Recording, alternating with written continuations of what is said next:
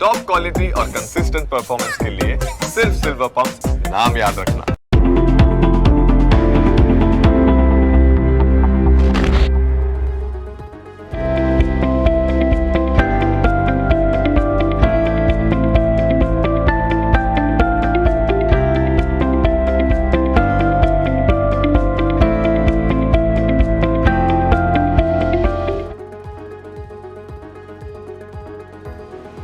સ્વાગત છે આપ સૌનું ન્યૂઝ કેપિટલમાં. ફરી એકવાર હું યોમિક આપની સાથે. ભારતીય બજાર નવા ડે લો બનાવી રહ્યા છે.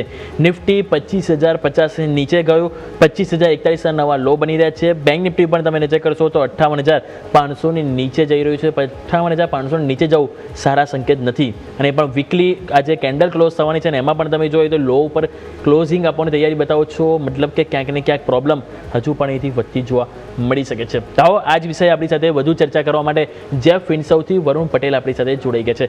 Varun sir, good afternoon. માર્કેટમાં ગઈકાલે સારી એવી હોપ જાગી હતી અને હોપ ઉપર આજે ડબલ પાણી એમ કહી શકાય કે ફરી વળી છે. નિફ્ટી, બેંક નિફ્ટી આજે દિવસ દરમિયાન સવારે ઓપનિંગ તો સર બિલકુલ ફ્લેટ થઈ હતી, પરંતુ આજે ક્લોઝિંગ દરમિયાન ખબર નહીં શું થઈ રહ્યું છે, પરંતુ અનએક્સપેક્ટેડ વેચવાલી છે. ગઈકાલે તમે જો એશિયન બજાર સારા હતા, આજે પણ એશિયન બજાર સારા હતા. યુએસ માર્કેટમાં જોઈએ તો ગઈકાલે પણ તેજી હતી, આપણને સાથે ક્લોઝ થયું હતું. યુએસ ફ્યુચર્સ પણ ઇન કંટ્રોલ હતા, પરંતુ આપણા માર્કેટ છે જે ક્યાંક ને ક્યાંક ઉપલા સ્તરે ટકી નથી રહ્યા. Sir, good afternoon. તો સૌથી પહેલા વ્યોમિક તમને અને તમારા વ્યુઅર્સને વેરી ગુડ આફ્ટરનૂન. તમે જે રીતે કહ્યું બિલકુલ સાચી વાત છે. આપણે જોયું કે આપણા માર્કેટમાં જ આટલી વધારે પડતી વોલેટિલિટી છે. કમ્પેરેટિવલી તમે યુએસ માર્કેટમાં જોશો, યુએસ માર્કેટનું જે વિક્સ છે એ પણ ઘટી ગયો છે. તમે 17ની આજુબાજુ વિક્સ આવી ગયો છે S&P 500 નો, જબકે આપણો વિક્સ કન્ટિન્યુઅસલી વધી રહ્યો છે. સો અગેન આપણા માર્કેટમાં આજે સવાર સુધીમાં ટેકનિકલ સેટઅપ સાઉન્ડ હતા. એફઆઈના જે પોઝિશન્સ હતા એ ડેફિનેટલી આપણે જોયું હતું કે એ લોકોએ ઇન્ડેક્સ શોર્ટ વધાર્યું હતું, પણ જે લોંગ શોર્ટનો રેશિયો હતો એ કમ્પેરેટિવલી ઇમ્પ્રૂવ હતો. જો તમે જુઓ તો ઉત્તરાયણવાળા વીકમાં જે રીતે લોંગ શોર્ટનો રેશિયો 7.5ની આજુબાજુ પહોંચી ગયો હતો, એ અત્યારે 14ની આજુબાજુ છે. તો કમ્પેરેટિવલી હાયર શોર્ટ્સ એ લોકોએ લોંગ પણ બિલ્ડ કર્યા છે. તો કમ્પેરેટિવલી લાગતું હતું કે જે રીતે ગ્લોબલ ક્યુઝ છે, ગ્લોબલ સ્ટેબિલિટી આવી રહી છે, ડોનાલ્ડ ટ્રમ્પનો પોતાનો ટોન છે થોડો ન્યુટ્રલ થઈ રહ્યો છે, તો આની વચ્ચે આપણા માર્કેટમાં રિકવરી આવી જોઈતી હતી. બટ સમાવ આપણે જોઈ રહ્યા છીએ આપણા માર્કેટમાં કોઈ રિકવરી નથી આવી રહી. અને ચાર્ટ ઉપરની આ વીકનેસ પણ ખૂબ જ ક્રિટિકલ છે માર્કેટ માટે. જે કી સપોર્ટ એરિયા હતો 25,050, 25,100 જે નિફ્ટી આજે તોડ્યો છે. બેંક નિફ્ટીનો જે કી સપોર્ટ એરિયા કન્ટિન્યુઅસલી આપણે જોતા હતા જેની નીચે સર્વાઈવ થઈ જતું હતું, એ સંભાવ 58,800, 750 એ પણ આજે તૂટ્યું છે. તો આ રીતે જોતા શુક્રવારનો દિવસ માર્કેટમાં કોન્ફિડન્સ લો હોવો અને ગ્લોબલ માર્કેટની અગેન્સ્ટ માર્કેટ નેગેટિવ જવું એ સંકેત આપી રહ્યું છે કે આવનારા દિવસોમાં માર્કેટમાં હજી પણ અહીંયાથી નીચેના ઘટાડા આવી શકે છે. ઓકે, તો જેમ સરે કીધું હજુ પણ રેડી રહેવું પડશે અહીંયા એક વધારે પેન માટે. સર, એક આપણે માર્કેટ જે સતત પેન છે એની પાછળ શું કારણ આપણે બીજા અલગ એસેટ ક્લાસને પણ આપવું જોઈએ? કેમ કે સોના ચાંદીમાં તમે જો એક દિવસ થોડી પ્રોફિટ બુકિંગ આવે તો બીજા દિવસે એનાથી ડબલ તેજીમાં આવે છે. અને આજે રૂપિયો ફરી નવા રેકોર્ડ લો બનાવ્યો છે. 91 રૂપિયા 97 પૈસાના આજે નવા રેકોર્ડ લો બનાવ્યા. મીન્સ કે ઓલમોસ્ટ કહી જ દેવું જોઈએ કે 92 રૂપિયા આવી જ ગયો છે. અને આટલો સતત વેચવાલી એટલે સ્વાભાવિક છે કે જે રીતે આપણે એફઆઈએ સતત 5,000 કરોડની વેચવાલી કરીને જઈ રહ્યા છીએ કેશને વાયદા બજાર છેલ્લા ઘણા દિવસોથી. તો આવા માર્કેટમાં એ પણ છે કે એક્સપેક્ટેશન આપણે ઓછી રાખવી જોઈએ કે એમને તરફથી વાપસી ઓછી થાય. તો એક આ પણ અહીંયાથી કારણો અહીંયાથી ગણવું જોઈએ. વરુણ સર, તો કહી શકાય છે કે સોના ચાંદીની તેજીનો ઇનડાયરેક્ટલી નેગેટિવ ઇમ્પેક્ટ ઇક્વિટી માર્કેટમાં થવું જોઈએ. બટ જો તમે ઇન્ડિયાના કન્ટેક્સ્ટમાં વાત કરીએ આપણે, તો ઇન્ડિયાના કન્ટેક્સ્ટ સિવાય જો આઉટ ઓફ ધ વર્લ્ડ તમે બીજા મોટા માર્કેટ જો એ તો તેજી કરી જ રહ્યા છે. યુએસના માર્કેટમાં સારું એવું કરેક્શન ઉપલા મથરલેથી આવ્યા બાદ આજે ફરી નવા હાઈની તરફ છે. તો હું એવું થિયરી નથી માનતો કે ઇક્વિટી નોન પરફોર્મ કરવાના કારણે સોનું ચાંદી પરફોર્મ કર્યું છે. સોના ચાંદીમાં પરફોર્મ કરવાના પોતાના રીઝન છે અને એનું પોતાનું એક અલગ લેવલનું સ્પેક્યુલેશન બિલ્ડ થઈ ગયું છે, બબલ બિલ્ડ થઈ ગયો છે, જેના કારણે આ થઈ રહ્યું છે. બટ આપણા માર્કેટમાં તમે રાઇટલી પિક કર્યું કે એફઆઈ દ્વારા સતત વેચવાલી કોઈ બી ભાવ ઉપર તમે જુઓ છેલ્લા ઘણા દિવસોથી, તમે હું તો મહિનાઓથી કહું તો પણ ચાલે એવું છે કે એ લોકો નેટ સેલર જ રહ્યા છે. ક્યારેક એમનું વેચાણ ઓછું થઈ જાય, ક્યારેક થોડુંક બાઇંગ આવી જાય, બટ ઓવરઓલ એમના તરફથી આપણે હ્યુજ સેલિંગ જોવા મળ્યું હતું, જેની પાછળનું કારણ મને ખબર નથી પડી રહી. ડિસ્પાઇટ આપણા માર્કેટના જે ફંડામેન્ટલ્સ છે ઇમ્પ્રૂવ થઈ રહ્યા છે. આપણને એવી હોપ છે કે 2026માં ડેફિનેટલી એફઆઈ પાછા આવશે, બિકોઝ આપણે ફંડામેન્ટલી વેલ પ્લેસ છે કમ્પેરેટિવલી બીજા પીએસ કરતા. બટ અત્યાર સુધી તો જે ચિત્ર બિલ્ડ થયું છે તે જોતા દેખાઈ નથી રહ્યું કે એફઆઈ આ વર્ષે પણ બાય કરવાના મૂડમાં હોય, અને બીકોઝ ઓફ ધેટ રીઝન જ વર્લ્ડ ઓવર માર્કેટની અગેન્સ્ટ આપણું માર્કેટ થઈ રહ્યું છે.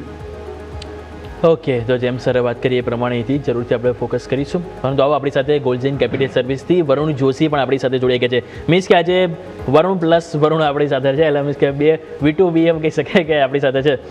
વરુણ સર, પહેલાં તો સ્વાગત છે આપનું. Good afternoon. Market weekly closing સારું આપવાની તૈયારી એઝ ઓફ નાવ તો નથી જોવા મળી રહ્યું. 25,000ની નજીક આવી ગયું છે. 25,100 આજે તોડ્યું, 25,050માં એક સમયે તોડી દીધું છે. ડેલી ચાર્ટમાં તો ઓલરેડી 200 ડેમાંની નીચે આપણે આવી ગયા છે. હવે આજે 200 ડેમાંની નીચે જો ક્લોઝ થાય છે તો એ સેન્ટિમેન્ટને આપણે કઈ રીતે જોઈશું? બેંક નિફ્ટીમાં પણ જે હમણાં જસ્ટ રિસેન્ટલી 58,500ના લેવલ બ્રેક થયા, તો આ ઓવરઓલ જે સેન્ટિમેન્ટ, આ જે ક્લોઝિંગ જે આની આજુબાજુ થાય છે, તો કયા સંકેતો સાથે આપણે હવે આવતા અઠવાડિયે એક્સપેક્ટેશન રાખીશું સર? જી, સૌપ્રથમ યોગજી, આપને, વરુણજીને અને આપણા બધા વ્યુઅર્સને ગુડ આફ્ટરનૂન. અને યા દેવી સર્વભૂતેષુ વિદ્યારૂપેણ સંસ્થિતા નમસ્તસ્ય નમસ્તસ્ય નમસ્તસ્ય નમો નમઃ. બધાને જ વસંત પંચમીની શુભકામનાઓ અને આવનારા આપણા રિપબ્લિક ડેની પણ શુભકામનાઓ. યોમિકજી, આપ જોશો તો આજે જે દિવસે આપણે જોઈ રહ્યા છીએ એ રીતે કે માર્કેટ 24,950ની જે આસપાસનું જે લેવલ આપણે ટચ કર્યું હતું 2 દિવસ પહેલા, ને ત્યાંથી એક શાર્પ બાઉન્સ આવ્યો હતો. પણ આપણે જો રિકોલ કરીએ તો 25,350 એક સારો સપોર્ટ હતો, ને ત્યાંથી જ એક બ્રેકઆઉટ આવીને આપણે ઓલ ટાઈમ હાઈ કરી હતી. તો હવે એ જે રેઝિસ્ટન્સ, જે સપોર્ટ હતો એ રેઝિસ્ટન્સ બની ગયો છે, અને જ્યાં સુધી 25,350 સુધી આપણે ક્લોઝ નથી આપતા ત્યાં સુધી સેલ ઓન રાઇઝ માર્કેટ છે. સાથે સાથે આપણે જો વાત કરીએ તો 25,850ની આસપાસ પણ આપણે જ્યારે પણ વાત થઈ ત્યારે આપણે રેકમેન્ડ કર્યું હતું કે સેલ ઓન રાઇઝ વાળું માર્કેટ છે. હવે તમે જે ઇમ્પોર્ટન્ટ પોઈન્ટ રેસ કર્યો કે નિફ્ટી બેન્કે 58,800નો સારો સપોર્ટ બનાવ્યો હતો. 2 દિવસ પહેલાના સત્રમાં પણ જોઈશું તો આપણે એના નીચે ગયા અને ત્યાંથી ફરીવાર આપણે બાઉન્સ કરીને ઉપરનું ક્લોઝિંગ મળ્યું હતું. પણ હવે આજના સત્રમાં આપ જોઈ રહ્યા છો એ પ્રમાણે 58,800નું લેવલ તૂટી ગયું છે, અને એના નીચે જો આજે ક્લોઝિંગ મળે છે તો એક ફ્રેશ બ્રેકડાઉન છે નિફ્ટી બેંકમાં, અને કરીબન 1,400 થી 1,500 પોઈન્ટ્સની એક રેન્જ બ્રેકડાઉન મળી શકે છે. તો ત્યાં હવે ટાર્ગેટ બને છે 58,200 અને 57,500ના. તો અહીંયા એક ફ્રેશ આપણને શોર્ટ જોવા મળી રહ્યો છે. સાથે સાથે રિયાલિટી સેક્ટર અને બીજા પણ ઘણા સેક્ટરની વાત કરીએ ત્યાં એક ફ્રેશ આપણને શોર્ટિંગ જોવા મળી રહ્યું છે. તો ઓવરઓલ માર્કેટ અત્યારે 200 SMAની નીચે ચાલી રહ્યું છે, 25,090ની નીચે. અને જો 25,000 નીચેનો જો ક્લોઝ આપે છે તો સાયકોલોજીકલી એક બેરિશ ક્લોઝ કહી શકાય, પણ ત્યાં એક ઓવરસોલ્ડ ઝોનમાં છે, તો નવી ફ્રેશ શોર્ટિંગ તો નહીં કરીએ, પણ અહીંયા સેલ ઓન રાઇઝ જેવું માર્કેટ રહેશે. ઓકે, તો જેમ સરે કીધું, હાલ નવી શોર્ટ કરવાની સલાહ તો નથી, પરંતુ પરિસ્થિતિ હાલ સેલ ઓન રાઇઝની છે, એટલે કે વધારે એક વેચવાલી જ આપણને માર્કેટમાં જોવા મળી રહી છે. તો આ સ્ટોક સ્પેસિફિક રિકમેન્ડેશન પણ જાણી લઈએ. સૌથી પહેલાં વરુણ પટેલ, આપની પાસે આવવા માંગીશ. આપના તરફથી સ્ટોક સ્પેસિફિક કઈ જગ્યાએ ફોકસ રહેશે આ માર્કેટમાં સર? તો આવા માર્કેટમાં પણ જે સ્ટોક્સમાં બહુ સારી તેજી આવી રહી છે, કન્ટિન્યુઅસલી આપણે લેવલ્સ મેન્ટેન થતા જોઈ રહ્યા છીએ, એવા સ્ટોક્સમાં જ આપણે બેટ લગાવવી જોઈએ. આજે આવ્યો જે એક સ્ટોક છે એન્ટની વેસ્ટ હેન્ડલિંગ, આજે જો તમે જે રીતે જુઓ આજે પણ આવા માર્કેટની વચ્ચે 14% કરતાં વધારે પ્લસ છે, અને કન્ટિન્યુઅસ તમે જુઓ તો છેલ્લા ઘણા ટાઈમથી એમાં બહુ હ્યુજ લેવલની વોલ્યુમ એક્ટિવિટી થાય છે. ઉપલા મથાળે જ્યારે પણ વધે છે ત્યારે આજે કી રેઝિસ્ટન્સ એરિયા 550ની ઉપર જ ઓલરેડી જતો રહ્યો છે અને લાગી રહ્યું છે, એની ઉપર જ ક્લોઝ આપશે. તો મને એવું લાગે છે એન્ટની વેસ્ટ ઉપર જરૂરથી આપણે દાવ લગાવવો જોઈએ. 575 રૂપિયા આજુબાજુ ભાવ ચાલે છે. આજ ભાવ ઉપર બાય કરવાનું રેકમેન્ડેશન આપું છું. નીચેમાં 545નો એસએલ રહેશે, ઉપરમાં 625-650ના લેવલ આવનારા 1 થી 2 વીકમાં આવે એવું લાગે છે.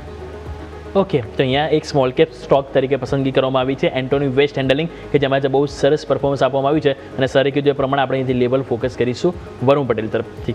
હવે વરુણ જોશી, તમારી પાસે આવીશ. આપના તરફથી સ્ટોક સ્પેસિફિક કઈ જગ્યાએ આ ઘટાડાવાળા માર્કેટમાં એક વેલ્યુ બાઇંગ ઓપોર્ચ્યુનિટી તમે જોઈ રહ્યા છો સર?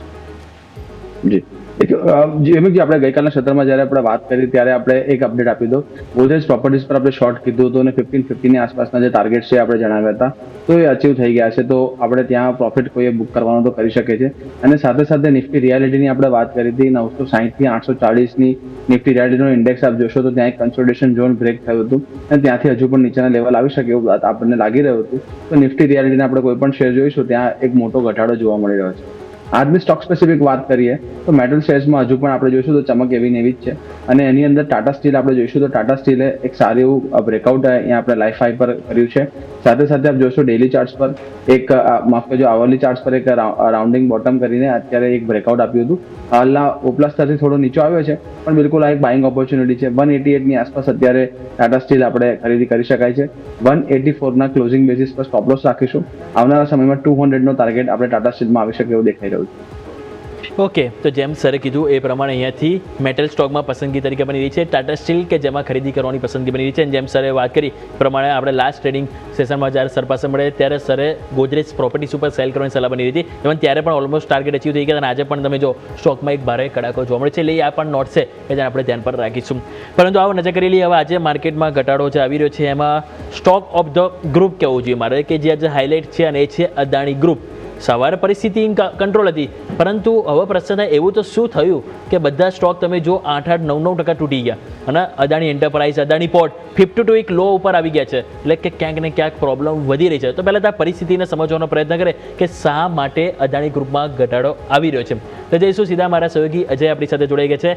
અજય, ફરી એક વખત આવીશું તમારી પાસે. જણાવો કે અદાણી ગ્રુપમાં એકદમ તો એવું શું થયું, પરિસ્થિતિ એવી તો શું બદલાઈ કે આટલો ભારે કડાકો જોવા મળી રહ્યો છે? બિલકુલ, તો ઓવરઓલ અદાણી ગ્રુપની વાત કરીએ સ્ટોકમાં આજે જોશો કે સારો ઘટાડો આપણને જોવા મળે છે. ઓવરઓલ બધા સ્ટોક જોવો તો આપણે ટોપ લૂઝર્સમાં આજે સામેલ થયા છે. અદાણી ગ્રુપના શેરમાં આજે જોરદાર કડાકા સાથે થઈ છે. એક વખત કારણો સમજી લો તો બ્લૂમબર્ગના જે સમાચાર આવ્યા હતા એના પછી અદાણી ગ્રુપમાં ક્યાંય ને ક્યાંય જોશો આ ઘટાડો જોવા મળે છે. જે યુએસ સેક્શન જે એક્સચેન્જ છે એના દ્વારા જે અમુક આરોપ લગાવવામાં આવ્યા હતા, જે સંમન જારી કરવા માટે જે યુએસ એક્સચેન્જ છે તે ક્યાંય ને ક્યાંય વિચાર કરી રહ્યા છે. યુએસ એક્સચેન્જની વાત કરીએ તો એ છે અમેરિકન બજારનું જે રેગ્યુલેટર છે. કંપનીએ જે તમામ આરોપો જે પહેલાં પણ લગાવ્યા હતા એને પાવ વિયાણા કર્યા હતા, એની સામે જે આરોપ લગાવ્યો છે કે અદાણી ગ્રુપનો જે આ મુદ્દો હતો ઓવરઓલ જે છેલ્લા 4 વર્ષથી અહીંયા ચાલ્યો હતો. અને અદાણી ગ્રુપના જે વાત કરીએ ગ્રુપના શેરો તો 10% સુધીનો ઘટાડો આના લીધે જોવા મળે છે. જે યુએસ સિક્યોરિટી અને એક્સચેન્જ કમિશને જે આરોપ લગાવ્યા છે એના લીધે અદાણી ગ્રુપ, જેમાં ગૌતમ અદાણી અને સાગર અદાણી, જેમને ઈમેલ દ્વારા યુએસ કોર્ટે જે સમ્મન છે એમને ઈમેલ દ્વારા ડાયરેક્ટ એમણે મોકલ્યા છે અને એના પર આગળ જે કાર્યવાહીનો પણ એ વિચાર કરી રહ્યા છે. નવેમ્બર 2024માં જે જાહેર કરાયા હતા આરોપ, એનો દાવો અહીંયા લગાવવામાં આવ્યો છે. લાંચ આપવાની જે કથિત જે અહીંયા કાર્યવાહી કરવામાં આવી હતી એ મુદ્દો પણ અહીંયા બહાર આવ્યો છે. અને ઓવરઓલ જે વાત કરીએ જે સોલર પ્રોજેક્ટને લઈને જે ઓવરઓલ જે $250 મિલિયન જે અહીંયા આપણે પ્રોજેક્ટ બહાર પાડ્યો હતો, જે અદાણી ગ્રીન, જે અદાણી ગ્રુપનો જે શેર છે અદાણી ગ્રીન, એનો જે પ્રોજેક્ટ હતો $250 મિલિયન જે ફંડ રેઝિંગ કરવામાં આવ્યું હતું, એ ફ્રોમ ફંડ રેઝિંગમાં અહીંયા ક્યાંય ને ક્યાંય જે એને એમ્પ્લોયમેન્ટ જે એને છે એને અહીંયા લાંચ આપવામાં આવી હતી. એ મુદ્દો અહીંયા ક્યાંય ને ક્યાંય બહાર પડકરાયો છે. જે અદાણી ગ્રીનનો જે પ્રોજેક્ટ છે એના રિલેટેડ અહીંયા ફંડ રેઝ પણ કરવામાં આવ્યું હતું, એ બી લાંચ બહાર આવી છે. અને અદાણી ગ્રીનના શેરમાં પણ જો આપણને ઓવરઓલ જોઈશું 10% ઘટીને ઇન્ટ્રાડેમાં જ આપણને ₹823 આજુબાજુનો ભાવ જોવા મળે છે. અદાણી એન્ટરપ્રાઇઝ બી જુઓ તો એમાં બી 8%નું કરેક્શન જોવા મળે છે. અદાણી પોર્ટ જુઓ જેની મજબૂત કંપની છે ત્યાં બી 5%નું કરેક્શન છે. અદાણી એનર્જીના શેરમાં પણ 8%નું કરેક્શન જોવા મળે છે ને એટલે બધા જ અદાણી શેરો 8 થી 10%નું કરેક્શન જોવા મળ્યું છે. એટલે જે બ્લૂમબર્ગના જે સમાચાર આવ્યો છે રિપોર્ટનો, જે છેલ્લા 4 વર્ષનો જે મુદ્દો ચાલી રહ્યો હતો એના પર ક્યાંય ને ક્યાંય જે યુએસ એક્સચેન્જ જે છે એમણે આરોપ લગાવ્યા છે. અને જે લાંચની બાબતો અહીંયા બહાર આવી રહી છે, આંકડો તમે યાદ કરો તો $250 મિલિયન જે લાંચનો મુદ્દો બહાર આવી રહ્યો છે, તે ક્યાંય ને ક્યાંય જે ગૌતમ અદાણી અને સાગર અદાણીને અહીંયા ડાયરેક્ટ યુએસ એક્સચેન્જે મેલ દ્વારા અહીંયા સંબંધ રજૂ કર્યા છે. હવે એમને ડાયરેક્ટ અહીંયા આન્સર આપવો પડશે અને લાંચનો અહીંયા જવાબ આપવો પડશે. એટલે સ્ટોકમાં બી જો આજે ક્યાંય ને ક્યાંય કરેક્શન જોવા મળ્યું છે. આ મુદ્દો જે છેલ્લા 4 વર્ષથી ચાલી આવ્યો હતો એનો આજે ક્યાંય ને ક્યાંય જે નેક્સ્ટ સ્ટેપ આજે આમ જોઈએ તો લેવામાં આવ્યું છે. અને ક્યાંય ને ક્યાંય જોશો કે અદાણી સ્ટોકના ગ્રુપ અને જે ઓવરઓલ જે સંબંધના લીધે સ્ટોકમાં ક્યાંય ને ક્યાંય બહુ જ કરેક્શન જોવા મળે છે. હવે આગળની જે લોકો વાત કરી રહ્યા છે કે મુદ્દો હવે ક્યાં જઈને આગળ ઠહેરશે, એ જે ઈમેલનો આન્સર આવશે એના પરથી જે ખબર પડશે કે કઈ રીતના જે મુદ્દો છે આગળ ચર્ચા રહેશે. તો ખાસ કરીને આજે અદાણી ગ્રુપમાં જે આ કારણો છે જે છેલ્લા 4 વર્ષ એમના ચાલતા હતા, જે મુદ્દો જે એના રિન્યુએબલ પ્રોજેક્ટને લઈને જે અદાણી ગ્રીન એમાં ખાસ કરીને હાઇલાઇટ થાય તે સ્ટોક એને લઈને ચર્ચા હતી. અને એના લીધે સ્ટોકમાં બી જો સાથે બધા અદાણી ગ્રુપ સ્ટોકમાં 8 થી લઈને 10% સુધીનું કરેક્શન આપણને જોવા મળ્યું હતું. ઓકે, તો overall US security and exchange કમિશનનો આરોપ ક્યાંક ને ક્યાંક અદાણી ગ્રુપ માટે આજે પ્રકોપ બની રહ્યો છે, હાલ એવું જોવા મળી રહ્યું છે. અજય, ખૂબ ખૂબ આભાર આપના માહિતી બદલ. વરુણ સર, તમારી પાસે આવવા માંગીશ. વરુણ પટેલ, આપણે જોઈએ તો કેટલાય ટાઈમથી આપણને યાદ છે કે છેલ્લા 4 મહિના વર્ષ થઈ ગયા, જેમ અજય પણ આપણને વાત કરી કે આ કેસ છે કે ક્યારેક ને ક્યાંક 6 મહિનામાં એક વખત તો એક્ટિવેટ થાય છે, એક પછી એકબીજા ઉપર આરોપો અહીંયાથી લગાવતા હોય છે. હવે આરોપ અને આરોપમાં તમે જુઓ તો સ્ટોક ગમે ત્યારે કરેક્ટ થાય છે, અને જ્યારે તમે જો થોડા ટાઈમમાં ઠંડુ થઈ જાય એટલે ફરીથી તમે જો અપ થઈ જાય છે. હવે હમણાં આરોપ લગાવ્યા અને એઝ યુઝ્યુઅલ આપણને ખ્યાલ છે કે હવે અદાણી ગ્રુપ કહેશે કે ના, આ જે આરોપ છે બધા ખોટા છે, અને પછી તમે જો સ્ટોકમાં તેજી આવી જતી હોય છે. તો ઓવરઓલ આ બધી જે પરિસ્થિતિ વચ્ચે હવે આ જે ઘટાડો આવી રહ્યો છે એને કઈ રીતે જોઈશું સર? સો સૌથી પહેલા તો હું કહીશ કે અદાણી ગ્રુપના શેર્સ ઉપર યુઝ્યુઅલી હું વધારે નેગેટિવ જ રિવ્યૂ આપતો હતો, because I don't like that balance sheet, because એમની balance sheet huge over leverage હતી, જે મને નથી પસંદ. બટ સમહાઉ તમે જેમ કહ્યું એમ કે એક પછી એક ઇવેન્ટના કારણે ઉપલા મથાળેથી જો હું ખાસ કરીને જે ન્યૂલી લિસ્ટેડ સ્ટોક હતા, Adani green, Adani energy solution, Adani gas, એ હ્યુજ કરેક્શન આપ્યા. બટ એઝ ઓફ નાઉ મને એવું લાગે છે કે બધાની બેલેન્સ શીટ કરતાં અદાની પોર્ટની બેલેન્સ શીટ કમ્પેર ટુ બીજા બધા લિસ્ટેડ કંપનીઝ કરતાં ઘણી સારી સિચ્યુએશનમાં છે. અને આઈ રિયલી બિલીવ કે કોઈને આ પ્રાઇસ ઉપર કંઈ પણ અદાણી ગ્રુપમાં એક્સપોઝર લેવું હોય તો Adani port is the best choice, unless બીજા કોઈ બી કંપનીમાં હું તો એમ કહું છું કે કોઈ બી પ્રાઇસ આવી જાય તમારે એમાં ઇન્વેસ્ટ ના કરવું જોઈએ. ઓકે, તો જેમ સર કીધું એ પ્રમાણે અહીંથી ફોકસ કરીશું. પરંતુ આજે બે સ્ટોક તમે જો આજે આમાં આપણને 52 લો બનતા જોવા મળે છે. એક છે અદાણી એન્ટરપ્રાઇઝ, કે ત્યાં તમે જો ઇવન આજે તમે જો 52 લો બનાવી રહ્યો છે, છતાં તમે જોશો તો ઇન્ડસ્ટ્રી પી રેશિયો આપણને 32 જોવા મળી રહ્યો છે, અને અદાણી એન્ટરપ્રાઇઝનો પી રેશિયો જો તો 100 ની ઉપર છે. એવો જ તમે જોશો તો અદાણી ટોટલ ગેસ, અહીંયા પણ જે ઇન્ડસ્ટ્રીનો પી રેશિયો 15 છે, જ્યારે સ્ટોકનો તમે પી રેશિયો જોશો તો અહીંયા પણ 97, કે ઓલમોસ્ટ 100 ઉપર જોવા મળી રહ્યા છે. અદાણી ટોટલ ગેસ અને અદાણી એન્ટરપ્રાઇઝ. વરુણ જોશી, તમારી પાસે લઈને આવવા માંગીશ, આ બે સ્ટોકમાં આજે વર્ષના તળિયે પહોંચી ગયા છે, તો અહીંયા શું વ્યૂ બની રહ્યો છે બંને માટે? જેમની પાસે પોઝિશન હોય એ લોકો માટે શું સલાહ રહેશે, અને નવી ખરીદી કરવા માંગતા હોય એ લોકો માટે શું વ્યૂ રહેશે સર? જી, તમે જે જોશો અદાણી ગ્રુપની અંદર, અદાણી ગ્રુપનો શેર જો તમે ઓન કરતા હો તો વોલેટિલિટી થી આપણે એક શબ્દ છે, એનાથી તમારે વાકેફ રહેવું જોઈએ અને એને સહન કરવાની શક્તિ પણ હોવી જોઈએ, તો જ આપણે ત્યાં ઇન્વેસ્ટ કરી શકાય. બિલકુલ વરુણજી હમણાં જે વાત કરી એ રીતે કે અદાણી ગ્રુપની અંદર હાલ ફિલહાલ આપણે જોઈશું તો ઓવરઓલ નેગેટિવ આપણું વ્યૂ છે. અને સાથે સાથે આપ જોશો તો અદાણી એન્ટરપ્રાઇઝમાં જ્યારે હમણાં જે ફોલો ઓન ઓફર્સ આવી અથવા તો જે પણ કોર્પોરેટ એક્શન થયા, ત્યારે 2500 લેવલ પર પણ આપણે વારંવાર આપણા દર્શકોને ચેતવ્યા હતા કે અહીંયાથી સેલ ઓન રાઇઝ આવી શકે છે, અને 2200 ની આસપાસના આપણા શો દરમિયાન જ આપણે સેલ કોલ આપ્યા હતા, અને ત્યાંથી 2000 અને 1850 સુધીના ટાર્ગેટ્સ પણ ત્યાં બનતા હતા, તો ત્યાં આવી ગયા છે. અને અત્યારે આપ જોશો અદાણી એન્ટરપ્રાઇઝની વાત કરું તો અત્યારે એ જ રીતે એ કારોબાર કરી રહ્યો છે અદાણી એન્ટરપ્રાઇઝ. સાથે સાથે આપ જોશો તો અદાણી ટોટલ ગેસની વાત કરું તો ટોટલ ગેસ ઓલરેડી એક ડાઉન ટ્રેન્ડમાં છે, જે લાઈફ હાઈ 4000 ની આસપાસના લાગ્યા છે, ત્યારથી આપ જોશો એક મોટો ફોલ આવ્યો, ત્યાંથી આ સ્ટોકને કોઈ રિકવરી નથી આવી. અને આપ જોશો તો 500 થી લઈને 750 ની આસપાસનો એક ઝોન બનાવ્યો હતો, અને એ ઝોનની અંદર કન્સોલિડેટ કરે છે. હવે આજે જો 500 ની નીચે ક્લોઝ આવે છે કોઈ પણ કારણસર અથવા તો આ ન્યૂઝના લીધે, તો નવું ફ્રેશ બ્રેકડાઉન છે મંથલી ચાર્ટ પર, અને અહીંયા જોશો તો નવું એક ડાઉન ટ્રેન્ડ શરૂ થઈ શકે છે. તો અહીંયા કોઈ પણ પ્રકારની નવી એન્ટ્રી ના કરવી જોઈએ. વરુણજીએ જે પ્રમાણે કીધું એ રીતે બે જ સ્ટોક ધ્યાનમાં આવે છે જો અદાણી ગ્રુપમાં આપણે ઇન્વેસ્ટ કરવું હોય તો. અદાણી પોર્ટ્સ ટેકનિકલી સાથે સાથે આપ જોશો ફંડામેન્ટલી સ્ટ્રોંગ છે, અને અદાણી પાવરમાં પણ જો આ ઘટાડા દરમિયાન આપણને 120-110 ની ઝોનમાં જો મળે છે, પાવર સેક્ટરમાં એક સારું આઉટલુક હોવાનું આપણો છે, અને એમાં જોશું તો ત્યાં સારા એક સપોર્ટ છે. તો અદાણી પોર્ટ્સ અને અદાણી પાવર આ બે સ્ટોકમાં લોઅર લેવલ પર ઘટાડે ખરીદી કરી શકાય છે. ઓકે, તો જેમ સરે કીધું એ પ્રમાણે અદાણી પોર્ટ છે, અને બીજો સ્ટોક છે કે જેની ઉપર આપણા લોકોનું ધ્યાન જરૂરથી રાખીશું. તો આપણે વાત થઈ ખાસ કરીને અદાણી ગ્રુપની. હવે આવો વાત કરીએ બીજા સ્ટોક સ્પેસિફિક આજે આપણને મોમેન્ટમમાં જોવા મળે છે. એમાં સિપ્લા પણ તમે એક વખત નજર કરી લો તો સ્ટોકમાં અત્યારે આપણને 4% અહીંયા પણ એક કડાકો જોવા મળી રહ્યો છે. અહીંયા પણ પરિણામની અસર જોવા મળી રહી છે. પરિણામ સૌથી પહેલાં સ્ક્રીન ઉપર લઈને આવો સિપ્લાના. અહીંયા તમે જોશો તો જે પરિણામ આવે પરિણામ બાદ એક એક્શન જોવા મળી છે. કંપની નફો 57% ઘટીને આવી રહ્યો છે. આવક તમે જો વધી છે 7073 કરોડથી માત્ર 2 કરોડ વધી છે, 7075, એટલે ફ્લેટ જ કહેવાય ઓલમોસ્ટ. ઇબીટા તમે જો 36% ઘટ્યા છે. કંપનીના માર્જિન જોશો તો 28.1% હતા, ડાયરેક્ટ 1000 બેઝિસ પોઈન્ટ ઘટી ગયા, 17.7% આવી ગયા છે. અને યુએસ સેલ્સ તમે જોશો તો જે $233 હતું, $233 મિલિયન, જે ઘટીને હવે $167 મિલિયન જોવા મળી રહ્યું છે. પરિણામ સ્વાભાવિક છે કે બહુ જ ખરાબ જોવા મળી રહ્યા છે અને એ જ રીતે એક્શન પણ આજે આપણને સ્ટોકમાં જોવા મળી રહી છે. વરુણ પટેલ, આપની પાસે લઈને આવવા માંગીશ, સિપ્લા પરિણામ બાદ ઘટાડો છે એને કઈ રીતે આપણે અહીંથી મૂલવીશું સર? સો આઈ થિંક મને યાદ છે ત્યાં સુધી વ્યોમિક લાસ્ટ જ્યારે આપણું સેશન હતું ત્યારે જ તમે ફાર્મા સેક્ટર ઉપર ઓલરેડી કવર કર્યું હતું અને અજય રિપોર્ટ આપ્યો હતો ફાર્મા સ્ટોક્સમાં સારા એવા પ્રોફિટ કરેક્શન્સનો, અને સિપ્લા ઉપર પણ આપણે વાત થઈ હતી અને મને યાદ છે ત્યાં સુધી મેં કહ્યું હતું કે એકવાર માટે આ 1350 નું લેવલ તૂટશે તો પછી વધારે ડાઉન જઈ શકશે. અગેન આજે ચાર્ટ એ રીતે જ સેટઅપ થઈ ગયો છે. જે રીતે આ લેવલ્સ બ્રેક થયા છે એ રીતે જોતા નેક્સ્ટ રિકવરી ઝોન સીધો જ 1200 રૂપિયાની આજુબાજુ છે. તો આઈ ડોન્ટ થિંક કે આ પ્રાઇસ ઉપર ટેકનિકલ અને ફંડામેન્ટલ બંને રીઝન બેસતા નથી કે આ પ્રાઇસ ઉપર આપણે એને બાય કરવું જોઈએ. અહીંયાથી સેલ ઓન રાઇઝ જ છે. સો આઈ થિંક દરેક પ્રાઇસ એક ઓપોર્ચ્યુનિટી છે, અપ પ્રાઇસ ઓપોર્ચ્યુનિટી છે એક્ઝિટ થવાનો. સો મારા હિસાબથી જે બી વ્યુઅર્સ પાસે ઓલરેડી છે, શક્ય હોય તો નીકળી જાય તો વધારે સારું છે. થોડું ઉપર આવે તો જરૂરથી નીકળી જવાય. નીચેમાં 1200-1150 ના લેવલ આવનારા એક મહિનાની અંદર આવે એવું લાગે. ઓકે, તો એક્ઝિટ કરવાની સલાહ બની છે, અહીંયા આપણે જરૂરથી ફોકસ કરીશું સિપ્લામાં. પરંતુ સર, અગર કોઈ વ્યુઅર્સ આપણે જે વાત સાંભળીને અગર કોઈ એક્ઝિટ કરે છે તો એમને ફાર્મામાં બીજો કોઈ સ્ટોક તમારા ધ્યાનમાં કે જે એક ઓપોર્ચ્યુનિટી તમારા ધ્યાનમાં હોય સર?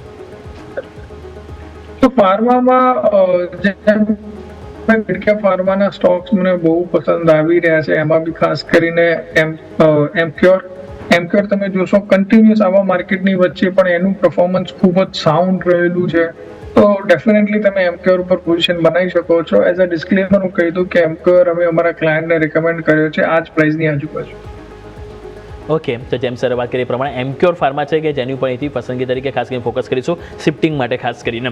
આવો નેક્સ્ટ આપણે વાત કરીએ તો આપણને એનબીએફસી સ્ટોકમાં વરુણ જોશી તમારી પાસે લઈને આવવા માંગીશ. આપણને ખ્યાલ છે છેલ્લા થોડા ટાઈમથી પેઇન જોવા મળી રહ્યું છે. બજાજ ફાઇનાન્સ, બજાજ ફિન્સર્વ પ્રોબ્લેમેટિક છે, પરંતુ એક એનબીએફસી સ્ટોક છે કે જે બહુ સરસ પરફોર્મન્સ કરી રહ્યો છે અને એ છે શ્રીરામ ફાઇનાન્સ. 2025નો પણ આપણા સ્ટોક બહુ જ પરફોર્મન્સ સૌથી હાઈએસ્ટ રિટર્ન આપ્યું હતું અને હવે આજે ફરી તમે જો પરિણામ આવ્યા, પરિણામ બાદ એક એક્શન મોડ પોઝિટિવ જોવા મળી રહી છે. પરિણામ સ્ક્રીન ઉપર સૌથી પહેલાં લઈને આવો તો નફો તમે જો 29.4% ઘટ્યો છે. આ વ્યાજથી કમાયેલ આવક પોઝિટિવ છે, 18% નજીક ગ્રોથ છે.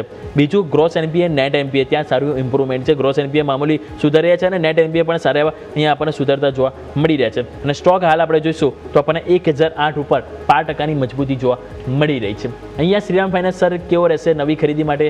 હાલ ઓપોર્ચ્યુનિટી જોઈ રહ્યા છો સર કે નહીં? જી, યોમિક જે પ્રમાણે કીધું કે સ્ટ્રોંગેસ્ટ સ્ટોક હતો એનબીએફસી સેક્ટરમાં અને જે ડીલ થયા પછી આપ જોશો તો એક વન વે આપણને આપવું જોવા મળ્યો છે. કરીબન આપ જોશો તો 690 ઝોનથી જ્યારથી સ્ટોકે બ્રેકઆઉટ આપ્યું છે વન વે રેલી આપણને વીકલી અને ડેલી ચાર્ટ્સ પર જોવા મળી છે. મંથલી ચાર્ટ પર જોશો તો આ પણ એક સારી એવી 3 મહિનાથી આપણે જોઈશું તો એક ઇમ્પલ્સ કેન્ડલ આપણને બળતી જોવા મળી છે. આ એક અપમૂવ સતત આવવાને લીધે એક ઓવરબોટ ઝોનથી એક સ્ટોક કરેક્શનમાં હતો, એક ટાઈમ વાઇઝ કરેક્શનમાં છે ડેલી ચાર્ટ્સ પર અને આપ જોશો તો 24 EMની આસપાસ સ્ટેબલ થવાની કોશિશ કરી રહ્યો છે. 965 નીચેનો એક સ્ટોપ લોસ છે. જો આપની પાસે કોઈ પોઝિશન હોય તો બિલકુલ ત્યાં એક સ્ટોપ લોસ રાખવો જોઈએ અને જો નવી ખરીદારી કરવી હોય તો હું થોડું વેઇટ એન્ડ વોચની સિચ્યુએશન આપીશ, કારણ કે આપ જોશો ડેલી ચાર્ટ્સ પર પણ 10 EMAથી હજુ પણ આપ જોશો તો 10%ની આસપાસ ઉપર છે. તો ત્યાં એક નાનું જો કરેક્શન હોય અને જો આપણને 850-900 ના ઝોનમાં જો આ મળતો હોય સ્ટોક કોઈ પણ કારણ છે તો ત્યાં એક વેલ્યુ બાય છે અને ત્યાં ખરીદી શકાય ટેકનિકલી અને ફંડામેન્ટલી. તો થોડું વેટ એન્ડ વોચ કરવું જોઈએ. ઓલરેડી પોઝિશન હોય 965 નો સ્ટોપ લોસ મેન્ટેન કરવો જોઈએ. ઓકે, તો જેમ સર અહીંયાથી લેવલ સ્પેસિફિક કીધું એ પ્રમાણે આપણા સૌ કોઈનું ધ્યાન અહીંયા જરૂરથી રાખીશું. એટલે આપણે વાત થઈ ગઈ શ્રીરામ ફાઇનાન્સ કે જેમાં આપણે વાત કરી હતી એનબીએફસી સ્ટોક, પરંતુ આપણે એનબીએફસી સ્ટોકની વાત કરી રહ્યા છે અને એક વસ્તુ મારે અહીંયા શેર કરવું છે. અને તમે જુઓ તો ગોલ્ડ લોન જે એનબીએફસીની જે AUMમાં જે હોય છે એ 4 લાખને પાર અહીંયાથી કરવાની તૈયારી બતાવી રહ્યું છે. એક વખત આ પણ જે સમાચાર છે હવે એની પર આપણે નજર કરી લઈએ. જઈશું મારા સહયોગી અજય આપણી સાથે જોડાઈ ગયા છે. અજય, જણાવો કે એનબીએફસી સ્ટોકમાં તો આપણને ક્યાંક ને ક્યાંક મિક્સ ટુ નેગેટિવ પરફોર્મન્સ છે, પરંતુ ખાસ કરીને ગોલ્ડ લોન AUM છે, ગોલ્ડ તો બધાનું નજર ખેંચી બેસી રહ્યું છે, પરંતુ ગોલ્ડ લોન AUM પણ તમે જો ક્યાંક ને ક્યાંક NBFC ઉપર એક પોઝિટિવ ઇમ્પેક્ટ કરી રહ્યું છે. જે બિલકુલ ટોટલ ગોલ્ડના જેમ પ્રાઇસ વધી રહ્યા છે, તો જે ગોલ્ડ લોનનું AUM બી છે લોકો હવે એ તરફ વધી રહ્યા છે. જે સિક્યોર અનસિક્યોર લોનની સાથે સાથે હવે લોકો ગોલ્ડ લોન બી છે એ બી અહીંયા વધારી રહ્યા છે. ઓવર જો આ વર્ષની વાત કરીએ CAGR તો 40% ગ્રોથ અહીંયા થવાની આગળ સંભાવના બતાવી રહ્યા છે. અને સાથે એ લોકો એ બી અનુમાન કરી રહ્યા છે કે માર્ચ 2027 સુધીમાં જે AUM છે ગોલ્ડ લોનનું જે 4 લાખ કરોડને પાર અહીંયાથી પહોંચશે. એટલે ઓવરઓલ બહુ જ મોટા આંકડામાં અહીંયા જે અનુમાન છે અને સારો ગ્રોથ અહીંયા ગોલ્ડ લોનમાં જોવા મળી રહ્યો છે. અને વૈશ્વિક સ્તરે બી જોઈએ તો અનિશ્ચિતતાના કારણે જે સોનાની પ્રાઇસ જે આપણને અનિશ્ચિત જોવા મળી છે એના કારણે રોકાણકારો અહીંયા જે મહત્ત્વ છે વધારે આપી રહ્યા છે. સાથે સોનાની વધુ કિંમતોના લીધે જે આ સેગમેન્ટ છે ત્યાં બી ક્યાંય ને ક્યાંય સારો વધારો જોવા મળ્યો છે. એટલે લોકો ગોલ્ડ લોન તરફ હવે ક્યાંય ને ક્યાંય થોડું વધારે ધ્યાન આપી રહ્યા છે. અને ફાઇનાન્સિયર 2023 થી 25 દરમિયાન જોઈએ તો જે NBFCનો CAGR જે આપણને 27% આજુબાજુ રહ્યો હતો, એટલે બહુ જ પોઝિટિવ કહેવાય. અને NBFC સ્ટોક બી જો આપણને 2025માં જોશો શ્રીરામ ફાઇનાન્સ, IIFL ફાઇનાન્સ બહુ જ સારા રિટર્ન આપણને સ્ટોકમાં જોવા મળ્યા હતા. અને પહેલાં 9 મહિના દરમિયાન આપણે જોઈશું તો જે સોનાનો ભાવ આપણને 68% તો સાથે જે ઉચ્ચતમ સ્તરોએ આજે પહોંચ્યો છે. અને આજના બી આપણે હાઈ જોઈએ તો 1,59,000 પાર જે આપણને 10 ગ્રામ સોનાનો ભાવ આજે પહોંચતો જોવા મળ્યો છે. અને તેના જ કારણે તેમનું જે ક્યાંને ક્યાંય જે કોલેક્ટ્રલ જે વોલ્યુમ છે ત્યાં બી સારો ગ્રોથ જોવા મળ્યો છે. અને સાથે જે વિચારણા સાથે કંપની બની રહી છે કે જે ગોલ્ડ લોન છે એને લઈને બી અહીંયા ક્યાંને ક્યાંક જે સક્ષમ બની રહી છે. જે અનસિક્યોર લોન જે લોકો લેતા હતા એમાં જે મર્યાદિત જે અમુક પડકારો એમને જોવા મળતા, જે લોનને લઈને જે મર્યાદિત ધિરાણો હતી એ ક્યાંય ને ક્યાંય એટલે જે ઇન્વેસ્ટરો છે અને જે લોન લેવાવાળા જે લોન ધારકો જે હવે ક્યાંય ને ક્યાંય જે બીજી લોન તરફ ફર્યા છે, કાં તો સિક્યોર લોન કાં તો ગોલ્ડ લોન, જે અન્ય તરફની લોન, એમાં જે ગોલ્ડ લોન છે તે ક્યાંય ને ક્યાંય એ લોકો અહીંયા વધારે હવે કરી રહ્યા છે. એટલે ક્યાંય ને ક્યાંય જે NBFC કંપની છે જે ગોલ્ડ લોનનું ધિરાણ હવે અહીંયાથી સારું એવું વધવાની ચાન્સીસ છે. અને જેમ CAGRની વાત કરી કે 40% ગ્રોથ થવાની સંભાવના આગળ બતાવી રહી છે. જે CAGR 27% ગ્રોથ સાથે હતું હવે ક્યાંય ને ક્યાંય વધીને 2027 સુધીમાં 4 લાખને પાર કરશે. અને 40% CAGR ગ્રોથ સાથે આપણે ગોલ્ડ લોનનું AUM અહીંયા જોવા મળી શકે છે. એટલે ક્યાંય ને ક્યાંય બધી NBFC કંપની છે અને ગોલ્ડ લોનને લઈને ફાયદો જોવા મળી શકે છે. યોમિત ઓકે, તો હજુ પણ અહીંયાથી ક્યાંક ને ક્યાંક ફાયદો જોવા મળી શકે છે. અજય, ખૂબ ખૂબ આભાર આપનો માહિતી બદલ. સો વરુણ પટેલ, તમારી પાસે લઈને આવવા માંગીશ કઈ રીતે જોઈ રહ્યા છો તમે NBFC અને ખાસ કરીને ગોલ્ડ લોન AUMને લઈને? કેમ કે તમે જો હજુ પણ માર્કેટમાં જે એનાલિસ્ટો છે માની રહ્યા છે કે ચાંદીમાં એક સમયે ચલો બ્રેક આવી પણ શકે, પરંતુ ગોલ્ડ હજુ પણ ક્યાંક ને ક્યાંક ચાન્સીસ છે કે અપસાઇડ જોવા માટે. અને જો હજુ પણ ત્યાં ક્યાંક ને ક્યાંક જો તેજી આવશે તો સ્વાભાવિક છે કે NBFCને ડાયરેક્ટ ગોલ્ડ લોન AUM છે કે જે ઓવરઓલ એમના જે ટોટલ AUM હોય છે એમાં એક પ્લસ પોઈન્ટ તરીકે અહીંયાથી જોવા મળતો હોય છે. તો જેમ કે આપણા સ્ટોક છે મનપ્પુરમ ફાઇનાન્સ, મુથુટ ફાઇનાન્સ, એ બધા સ્ટોકને કઈ રીતે જોઈ રહ્યા છો સર તમે? તો ડેફિનેટલી આપણે જો જોઈએ તો ગયા વર્ષ લગભગ જૂન મહિનાથી હું જોઉં છું કે gold finance company, specifically gold finance companies nonstop માર્કેટમાં વધી રહી છે. Almost Muthoot finance, Manappuram finance almost તમે જુઓ તો ડબલ થઈ ગયા છે આ છેલ્લા 6 થી 9 મહિનાની અંદર, વિચ ઓલ્સો ઇન્ડિકેટ્સ કે માર્કેટ આ વસ્તુને ઓલરેડી ફેક્ટર ઇન કરી ચૂક્યું છે. જે ટ્રેડિશનલ પ્લેયર છે, જે NBFCs છે, ઇવન બેંક્સ છે, એ પણ ગોલ્ડ લોન તરફ શિફ્ટ થઈ રહ્યા છે. બીકોઝ કમ્પેરેટિવલી બીજી લોન્સ કરતા એમાં વધારે તમને સિક્યોરિટી છે. અને RBI તરફથી પણ છૂટ આપવામાં આવી હતી. મને યાદ છે જ્યારે મે 2025ની મિટિંગમાં એ લોકોએ જે લોન રેશિયો હતો, ગોલ્ડ ટુ લોન રેશિયો, એને પણ ઇન્ક્રીઝ કર્યો હતો, વિચ ઓલ્સો ઇન્ડિકેટ્સ કે એમને કદાચ ખ્યાલ જ હતો કે ગોલ્ડના પ્રાઇસીસ ઉપર જઈ શકે છે. તો આ રીઝનના કારણે ડેફિનેટલી આપણે કહી શકીએ કે ગોલ્ડ લોન સેગમેન્ટ ખૂબ જ સારું કામ કરી રહ્યું છે. બટ જેમ મેં કહ્યું એમ કે 6 થી 9 મહિનાની અંદર ઓલરેડી આટલા પ્રાઇસ વધી ગયા છે, તો સારો એવો ગ્રોથ માર્કેટ ઓલરેડી એન્ટિસિપેટ કરીને આ વેલ્યુએશન ઉપર આપી ચૂક્યું છે. તો આ સિનેરિયોમાં જે નવા ઇન્વેસ્ટર્સ છે એ લોકો માટે અહીંયા ઓછી જગ્યા છે. બટ કમ્પેરેટિવલી હું એવું માનું છું કે જે બીજા પ્લેયર પણ છે એના ઉપર પણ આપણે નજર રાખી શકીએ છીએ. NBFC જે સેગમેન્ટ છે એના ઉપર હું લોંગ ટર્મ માટે બહુ જ બુલિશ છું. મને એવું લાગે છે આવનારા 3 થી 5 વર્ષમાં જે રેવન્યુ ગ્રોથ છે એ NBFC જે સેગમેન્ટ સેક્ટર આપણે કહીએ છીએ એમાં ખૂબ જ સારો આવવાનો છે, જે રીતે ઇન્ટરનેશનલ પ્લેયર પણ એમાં ઇન્ટરેસ્ટેડ છે. સો આમાં મારા હિસાબથી બજાજ ફાઇનાન્સ ટ્રેડિશનલી ડેફિનેટલી આપણે જોઈએ છીએ કે જે મનપ્પુરમ ને બધું સારા જ છે, બટ બજાજ ફાઇનાન્સ પણ મને ખૂબ જ સારો લાગી રહ્યો છે. As of now daily time ફ્રેમમાં ચાર્ટનું સ્ટ્રક્ચર વીક છે. EMA 2050 નું નેગેટિવ ક્રોસઓવર છે. બટ મેં કહ્યું એમ કે આવનારા 3 થી 5 વર્ષ માટે અહીંયા બજાજ ફાઇનાન્સની વેલ્યુએશન બહુ જ અત્યારે જો હિસ્ટોરિકલ જો એના પીસ જુઓ તો એને કમ્પેરેટિવલી આપણને બહુ સારા પ્રાઇસ ઉપર મળી રહ્યો છે. અને આખું સેક્ટર જો ગ્રો કરશે તો બજાજ ફાઇનાન્સ ઇન્ડસ્ટ્રીયલ લીડર છે તો એનાથી પણ એને સૌથી વધારે ફાયદો મળવો જોઈએ. તો લોંગ ટર્મ માટે ડેફિનેટલી બજાજ ફાઇનાન્સ પહેલી પસંદગી છે. શોર્ટ ટર્મ માટે શ્રીરામ ફાઇનાન્સ ડેફિનેટલી તમે જુઓ આજનું સ્ટ્રક્ચર એટલું અકબંધ છે. અગેન આમાં પણ લગભગ 40-80% સુધીના મૂવ્સ ઓલરેડી આવી ચૂક્યા છે. પણ ચાર્ટનું સ્ટ્રક્ચર જોતા બીજી એનબીએફસીમાં શ્રીરામ ફાઇનાન્સ પણ સારો લાગી રહ્યો છે. સ્ટોપ લોસ થોડો નીચે 975 નો જ જી આવનારા એક અઠવાડિયા કે 2 અઠવાડિયાની અંદર આવી શકે છે. ઓકે, તો જેમ સરે કીધું એ પ્રમાણે અહીંયાથી બહુ સરસ રીતે સર આપણને સમજાવ્યું બજાજ ફાઇનાન્સ શ્રીરામ ફાઇનાન્સ છે કે જે આપણા શોકોનું ધ્યાન જરૂરથી રાખીશું. થોડુંક હવે નજર કરીએ આપણે સેક્ટર સ્પેસિફિક પણ, તો આપણને સાપ્તાહિક એક વખત વાત કરી લઈએ. One of the worst performance હોય તો એ છે રિયલ એસ્ટેટ. ઓલમોસ્ટ 11%નો કડાકો, એક અઠવાડિયામાં 11% ઓવરઓલ ઇન્ડેક્સ તૂટ્યું છે. સ્ટોક સ્પેસિફિક તો સ્વાભાવિક છે કે તમે જુઓ તો એક્શન વધારે જ નેગેટિવ હશે. એક વખત આવો સ્ટોક સ્પેસિફિક જો આપણે નજર કરીએ તો આપણને ટોટલ જોઈએ તો આ સપ્તાહમાં આપણને ઇવન આ સપ્તાહમાં તમે જુઓ તો આપણને નિફ્ટી રિયલ એસ્ટેટમાં ટોટલ આપણે જોશો આજે તો એક જ સ્ટોક પોઝિટિવ છે અને એ શોભા છે, પરંતુ ઓવરઓલ જો સાપ્તાહિક જોઈશું ને તો 10 સ્ટોક આપણને નેગેટિવ જોવા મળી રહે છે. સૌથી વધારે ઘટાડો ગોદરેજ પ્રોપર્ટીઝ, જે ઓલરેડી સરે વેચવાની સલાહ આપી જતી વરુણ સરે, લોડા ડેવલપર્સ, ઓબેરો રિયલ્ટી, શોભા, પ્રેસ્ટીજ, ડીએલએફ, અનંતરા, આ બધા સ્ટોક તમે જો મિનિમમ ઘટાડો 5%નો છે અને હાઈએસ્ટ ઘટાડો તમે જો 17% થી 18%નો ઘટાડો જોવા મળી રહ્યો છે. એટલે કે ક્યાંક ને ક્યાંક રિયલ એસ્ટેટ તમે જો બહુ જ હેવી પ્રોફિટ બુકિંગ માત્ર આ અઠવાડિયાને મહિનાનો ડેટા જોશો તો પણ નેગેટિવ છે, વર્ષનો ડેટા જોશો તો પણ આપણને નેગેટિવ જ રિયલ એસ્ટેટનો જોવા મળી રહ્યો છે. રિયલ એસ્ટેટ ઉપર વરુણ જોશી તમે ઓલરેડી સલાહ તો આપી જતી નેગેટિવ, તમે કીધું પણ હતું કે વ્યૂ નેગેટિવ છે. હવે પ્રશ્ન મારો એ છે કે ડીએલએફના જે પરિણામ આપણને જોઈએ તો સારા આવે, કમ્પેર ટુ અધર કોમ્પિટિટર્સ સારા હતા. એ બાદ આજે તમે જુઓ સવારે એક સ્ટોક પોઝિટિવ હતો, ડીએલએફ હતો, અત્યારે શોભા છે, પરંતુ સવારે જે પોઝિટિવ હતી અત્યારે સ્ટોક 3% નેગેટિવ થઈ ગયો છે.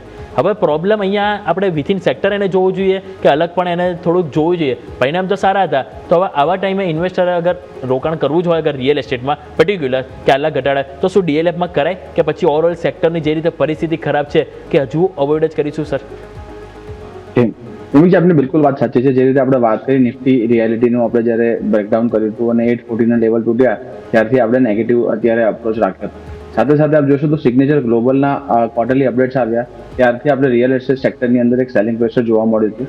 જે રીતનો કંપનીઝનો આઉટલુક હતો અને જે રીતે ઓવરઓલ સેક્ટરનું જે કોમેન્ટ્રી હતી એ કારણથી રિયલ એસ્ટેટ સેક્ટરમાં બધા જ શેર્સની અંદર આપણે જોઈશું કે ઘટાડો જોવા મળ્યો. પર્ટિક્યુલરલી ગોદરેજ પ્રોપર્ટી આપણે જો વાત કરીએ, ગોદરેજ પ્રોપર્ટીઝની અંદર 1950 થી લઈને 2250 300 બેન્ડનો એક રેન્જ હતું અને રેન્જ બ્રેકડાઉન પછી આપણી એક સેલની સલાહ હતી અને આ રેન્જ જોશો તો વીકલીના 200 SMA પર એક સારો એવો બેઝ બનાવ્યો હતો અને બેઝ તૂટવો એટલે આપ જોશો તો ત્યાં એક મોટું સેલિંગ પ્રેશર આવ્યું હતું અને કરીબન 1650 થી લઈને 1550ના ટાર્ગેટ આપણા અચીવ થતા જોવા મળ્યા છે. સાથે સાથે આપ જે પ્રમાણે કીધું કે બધા જ શેર એ રીતે નીચે આવ્યા છે. આપણે ઓબરાઈ જોઈ લો, પ્રેસ્ટીજમાં ફ્રેશ બ્રેકડાઉન ગઈકાલે હતું, એમાં પણ આપણે એક ફ્રેશ બ્રેકડાઉન જોયું છે.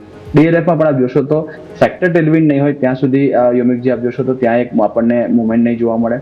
ડીએલએફને બિલકુલ બીજી કંપનીથી આઉટલાઇનર છે અને ત્યાં એક સારા પરિણામ આપણને જોવા મળ્યા છે. તો હજુ પણ આપ જોશો તો એક ફ્રી ફોલ છે અને જનરલી આપણે સ્ટોક માર્કેટમાં જો અનલેસ આપણું 3 to 5 યર્સનું નજરિયો ના હોય તો ડોન્ટ કેચ ફોલિંગ નાઇફ્સ આપણે એવું કહેતા હોઈએ છીએ. તો હજુ પણ ત્યાં એક બેઝ બને અને બેઝ બન્યા પછી એક સારું એવું સ્ટ્રક્ચર આપણને ડેવલપ થાય અને જો ડેલી ચાર્ટ્સ પર એક આપણને ટેકનિકલી બાય મળે હાયર હાઈ હાયર લોસના પેટર્નની અંદર જવાનું સ્ટાર્ટ કરે સ્ટોક, પછી આપણે એક્યુમ્યુલેટ કરી શકીએ છીએ. તો હાલ ફિલહાલ તો અવોઇડ જ કરવું જોઈએ. પણ બિલકુલ જો આ ઘટાડો એક્સટેન્ડ થાય છે અને જો સ્ટોક આપણને કરીબન 400-450ના ઝોનમાં મળતો હોય તો ત્યાં લઈ શકાય છે, પણ હજુ ત્યાં ઘણી મોટી ડાઉનસાઇડ બાકી છે અને હાલ ફિલહાલ એવું કોઈ પણ પ્રકારનો બેઝ બિલ્ડિંગ અત્યારે છે નહીં, તો અત્યારે ટેકનિકલી કોઈ પણ સ્ટોકમાં એડ કરવું અત્યારે હિતાવહ નથી. ઓકે, તો જેમ સરે વાત કરી એ પ્રમાણે હજુ પણ બેઝ બિલ્ડિંગ નથી બની રહ્યું. વેઇટ કરીશું નવી ખરીદી માટે. આપણે ઓવરઓલ વાત થઈ કે રિયલ એસ્ટેટ અને સાથે ડીએલએફની પણ સર અહીંથી સારી રીતે આપણને સમજાવ્યું છે. નેક્સ્ટ વાત કરીએ તો પરિણામની ઇમ્પેક્ટ આપણને જોવા મળી છે. કજરિયા સિરેમિક્સ તમે જો અહીંયા પણ સ્ટોક ઓલમોસ્ટ 5.5% વેચવાલી જોવા મળી રહી છે. આજે તમે જોશો તો હાઈ આપણે 997 હતા, 997 થી 940 ઉપર જોવા મળી રહ્યા છે. સૌથી પહેલાં જો પરિણામ ઉપર નજર કરીએ સ્ક્રીન ઉપર લઈને આવો તો કંપનીની આવક અને માર્જિન તમે જો બંનેમાં અસર જોવા મળી રહી છે. આવક તમે જોશો તો એ આપણને ઘટીને આવી રહ્યા છે અને સાથે તમે જોશો તો અહીંથી પ્લાયવુડ જે જોવા મળી રહ્યું છે એમાં જે લોસ મેકિંગ કંપનીમાં જે ઓલરેડી છે જ, પરંતુ એની અસર તમે જો ફંડામેન્ટલ ઉપર ક્યાંક ને ક્યાંક આ ક્વાર્ટરમાં જોવા મળી રહી છે. એમની જે સબસિડિયરી કંપની છે કજારિયા પ્લાયવુડ, એની અસર ઓવરઓલ જે કંપનીની જે મેઇન પેરેન્ટ કંપની ઉપર આવી છે. મોરબીમાં કંપનીની મુખ્ય ઇન્ડસ્ટ્રી જે છે કજારિયા સિરામિક્સ, અને એ તમે જો આજે પરિણામ બાદ આજે આપણને એક હેવી પ્રોફિટ બુકિંગ તરીકે જોવા મળી રહી છે. વરુણ પટેલ, કઈ રીતે જોઈશું કજારિયા સિરેમિક્સ, કારણ કે આ સ્ટોક એવો છે કે છેલ્લા એક વર્ષથી પણ કહીએ ને તો પોઝિટિવ રિટર્ન આપવામાં સફળ નથી રહ્યો. 10% નેગેટિવ રિટર્ન એક વર્ષમાં આપણને જોવા મળી રહ્યું છે આ સ્ટોકમાં સર. તો સૌથી પહેલા તો વ્યોમિક વસ્તુ એવી છે કે રિયલ એસ્ટેટ સેક્ટર સાથે જ આ સેક્ટર કંપની જોડાયેલી છે. જો રિયલ એસ્ટેટ પરફોર્મ નથી કરતું તો આ જે ઓક્સિલરી સર્વિસીસ જે છે કે મેન્યુફેક્ચરિંગ છે એ પણ સારી રીતે કામ નહીં કરી શકે. તો પહેલી ઇમ્પેક્ટ એની છે. સેકન્ડલી ઇમ્પેક્ટ જે રીતે અમારા જ મિત્ર વરુણ જોશી જે રીતે વાત કરી એમ રિયલ એસ્ટેટ સેક્ટર અગેન હું પણ ઘણા ટાઈમથી રિયલ એસ્ટેટ સેક્ટર માટે નેગેટિવ જ હતો અને મને લાગતું જ હતું કે જે રીતનો ફેઝ છે એ રીતે જોતા, બીકોઝ એક સાયકલિકલ ફેઝ હોય છે, 3 વર્ષની તેજી બાદ 5-6 વર્ષની મંદી હોય છે. તો આ બધા જ સિનેરીઓને જો હું બિલ્ડઅપ કરું તો રિયલ એસ્ટેટ અને એની સાથે જોડાયેલી દરેક ઇન્ડસ્ટ્રીઝ ડાયરેક્ટ ઇનડાયરેક્ટ વેમાં પ્રેશરમાં જ રહેશે. અને કજારિયા સિરામિકનો જો હું ચાર્ટ જોઉં છું, EMA 2050 નું નેગેટિવ ક્રોસઓવર 1200 રૂપિયાના પ્રાઇસથી સ્ટાર્ટ થયું હતું અને એના પછી કન્ટિન્યુઅસલી EMA 20 ઉપર જવા માટે સ્ટ્રગલ કરી રહ્યો છે સ્ટોક. આજે એક કી સપોર્ટ એરિયા હતો 975 ની આજુબાજુનો, એ પણ તૂટી ગયો છે. સીધો નેક્સ્ટ સપોર્ટ અરાઉન્ડ 800 આવે છે. તો જે બી ઇન્વેસ્ટર છે એ લોકોને હું કહીશ કે તમે ડેફિનેટલી એક્ઝિટ થઈ જાઓ. 800 રૂપિયા સુધીના લેવલ આવનારા 1 મહિનાની અંદર આવે એવું લાગે છે. ઓકે, તો જેમ સરે વાત કરી એ પ્રમાણે અહીંયા ખાસ કરીને વાત કરીએ તો કજારિયા સિરામિક્સ અહીંયાથી ફોકસ કરીશું અને કંપનીના પરિણામે જે આવવાનું બાકી છે, પરંતુ એક પોટેન્શિયલ છે કે જે આપણે અહીંથી તમારી સામે મૂક્યું છે. આજે આપણે ઓવરઓલ સાપ્તાહિક પરફોર્મન્સ જોઈએ તો તમારી પાસે મેટલ મારે વાત કરવી છે. નિફ્ટી મેટલ આપણે પહેલાં પણ ઘણી બધી વાર વાત કરી છે. વરુણ જોશી, તમારી પાસે ઓવરઓલ આખા અઠવાડિયામાં એક પણ સેક્ટર પહેલાં તો એ કહી દઉં કે ગ્રીન ઝોનમાં આજે બંધ થવાની તૈયારીમાં નથી. બધા નેગેટિવ રિટર્ન સાથે આ સપ્તાહે બંધ થવાનું છે. પરંતુ સૌથી ઓછું નેગેટિવ રિટર્ન કોઈ હોય તો એ છે મેટલ સેક્ટરમાં. માત્ર 0.5% કમજોરી સાથે તમે જો આજે ક્લોઝિંગ થવાની તૈયારી છે. બાકી મોટાભાગના બધામાં 2 થી લઈને 10-11% સુધીનો પણ કડાકો આપણને આ અઠવાડિયે જોવા મળ્યો છે. સો મેટલ શેરોની તેજીની ચમક જે જળવાઈ રહી છે, આજે પણ નિફ્ટી 500માં 8 સ્ટોકમાંથી સર જોઈશું તો 6 થી 7 સ્ટોક મેટલ્સ એના છે કે જે આજે 52 હાઈ બનાવે છે. તમારી પસંદગી પણ ટાટા સ્ટીલ તમે એની પર જ આપે તો શું મેટલ સેક્ટર ઓવરઓલ તમે હજુ પણ પોઝિટિવ લઈને ચાલીશો અહીંયાથી ઓવરઓલ? અને તો ટાટા સ્ટીલની તો વાત કરી છે તમે, બીજા પણ કોઈ સ્ટોક હોય તમારા ધ્યાનમાં તો એ પણ સર જણાવો. જી, જેમ કે આપ જોશો એ પ્રમાણે મેટલ સેક્ટરની અંદર એક આપણે બ્રેકઆઉટ આપણે કેપ્ચર કર્યું હતું 10,200 ની ઉપર જ્યારે ઇન્ડાઇસિસ ટ્રેડ કરતો હતો. અત્યારે આપ જોશો તો 11,700 ની આસપાસના આપણને હાઈ બન્યા છે. આજે એક થોડું કરેક્શનમાં આપ જોશો 2-3 દિવસની કરેક્શન છે, પણ 10 EMA ની સાથે જ એક હગિંગ કરીને ચાલી રહ્યું છે. તો એક સારો એવો સપોર્ટ લીધો છે 11,500 નો. અહીંયાથી થોડું કરેક્શન આવે છે તો 11,000 ના લેવલ આવી શકે છે, પણ ત્યાં એક બાઇંગ ઓપોર્ચ્યુનિટી જશે. જે રીતે આપણે કીધું ટાટા સ્ટીલ આપ જોશો તો એક થોડો લોબીટા સ્ટોક છે અને આ રીતનું જો માર્કેટમાં એક પ્રેશર હોય વન સાઇડ સેલિંગ પ્રેશર, તો આ રીતે લોબીટા સ્ટોકમાં જો પોઝિશન કરીએ તો ત્યાં રિસ્ક ઓછું હોય છે. હાલ બીજા શેર્સ પણ આપ જોશો તો થોડા ઓવરસ્ટ્રેચ છે અને આપ જોશો તો 24 EMA થી અથવા તો એનાથી ઘણા ઉપર ચાલી રહ્યા છે. તો ત્યાં એક કરેક્શન આવે, જેમ કે નેશનલ એલ્યુમિનિયમ છે, હિન્ડાલ્કો છે, ત્યાં ઘટાડે ખરીદી કરી શકાય.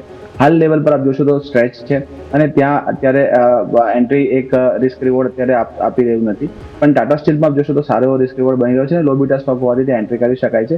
પણ ઓવરઓલ મેટલ સેક્ટરમાં હજુ પણ કોઈ ઘટાડો આવે, આપણે જે રીતે વાત કરી 10,500 ની આસપાસ, તો ત્યાં બિલકુલ એડ કરી શકાય છે. અને ફરીવાર આપણે આજુ તેજી છે યથાવત રહેતી જોવા મળી રહી છે મેટલ સેક્ટરમાં. ઓકે, તો જેમ સરે વાત કરી એ પ્રમાણેથી વ્યૂ બનતો જોવા મળી છે મેટલ સેક્ટર, જેની ઉપર આપણે સૌનું ધ્યાન જરૂરથી રાખીશું. આજના તમે જોશો તો ટોપ લૂઝર્સમાં ઇવન આજે ડિફેન્સ સ્ટોક પણ ફરીથી બહુ હાઇલાઇટ થતા જોવા મળી રહ્યા છે. વરુણ પટેલ, પ્રશ્ન હવે એ થાય છે કે નો ડાઉટ ગ્લોબલ પરિસ્થિતિ ખરાબ છે, માનીએ આપણે, બરાબર, પરંતુ હવે જે મહત્ત્વની ઇવેન્ટ આપણી જે છે બજેટ, હવે એમ થાય છે કે બજેટની શા માટે આપણા બજાર ઉપર સહેજ પણ ઇમ્પેક્ટ નથી? તમે જો જે મેઇન આપણે જો બજારને જો વધવું હોય બજેટને સ્પેસિફિક લઈને, તો આપણને ખ્યાલ છે કે એની એક્શન ખાસ કરીને આપણને ડિફેન્સ છે, રેલવે છે, પછી સાથે રૂરલ ડેવલપમેન્ટવાળા જે સ્ટોક છે, ઇન્ફ્રા સ્ટોક છે, એ ક્યાંક ને ક્યાંક સાઇન બતાવતા હોય છે. પરંતુ આ સ્ટોક જ વધારે વીકનેસ થઈ રહ્યા છે. શું મતલબ કે માર્કેટ એવું માનીને ચાલી રહ્યું છે કે બજેટમાં આ ફેરી કોઈ નવું ખાસ એન્ટિસિપેટ નહીં મળે, કોઈ ખાસ યોજના નહીં થાય, એવું અહીંયાથી માની ચાલવું જોઈએ? ડિફેન્સ સ્ટોક શા માટે આટલું પરફોર્મ નથી કરી રહ્યા સર?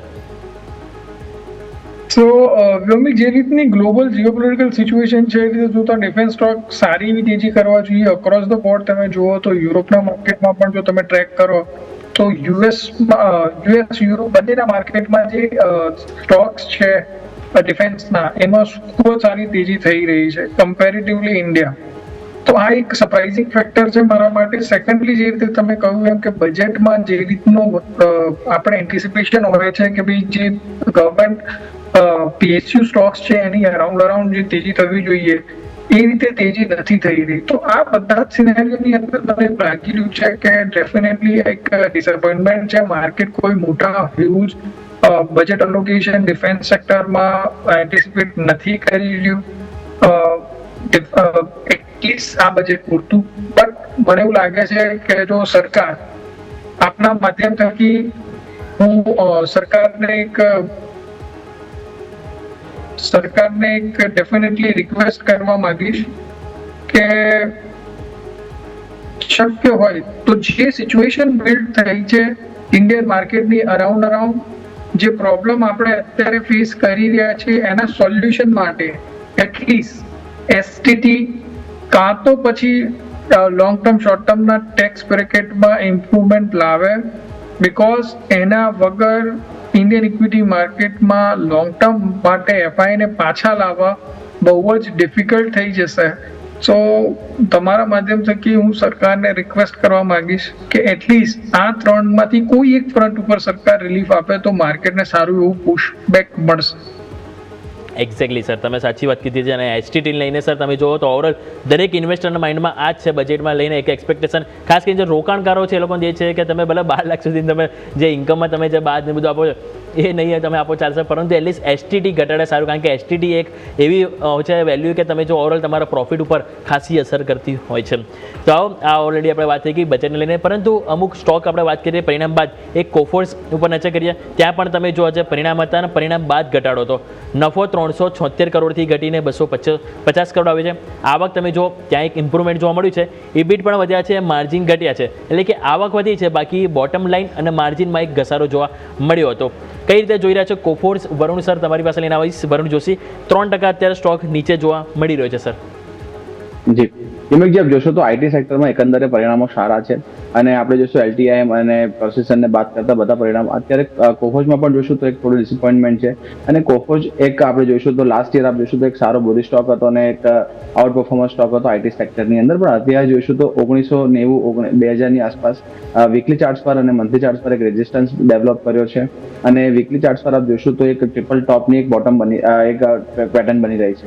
જો આ સ્ટોક 1530 1540 નીચે જો ક્લોઝ આવે છે તો આ પેટર્નની કન્ફર્મેશન થશે અને આમાં હજુ ઘટાડો વધી શકે છે.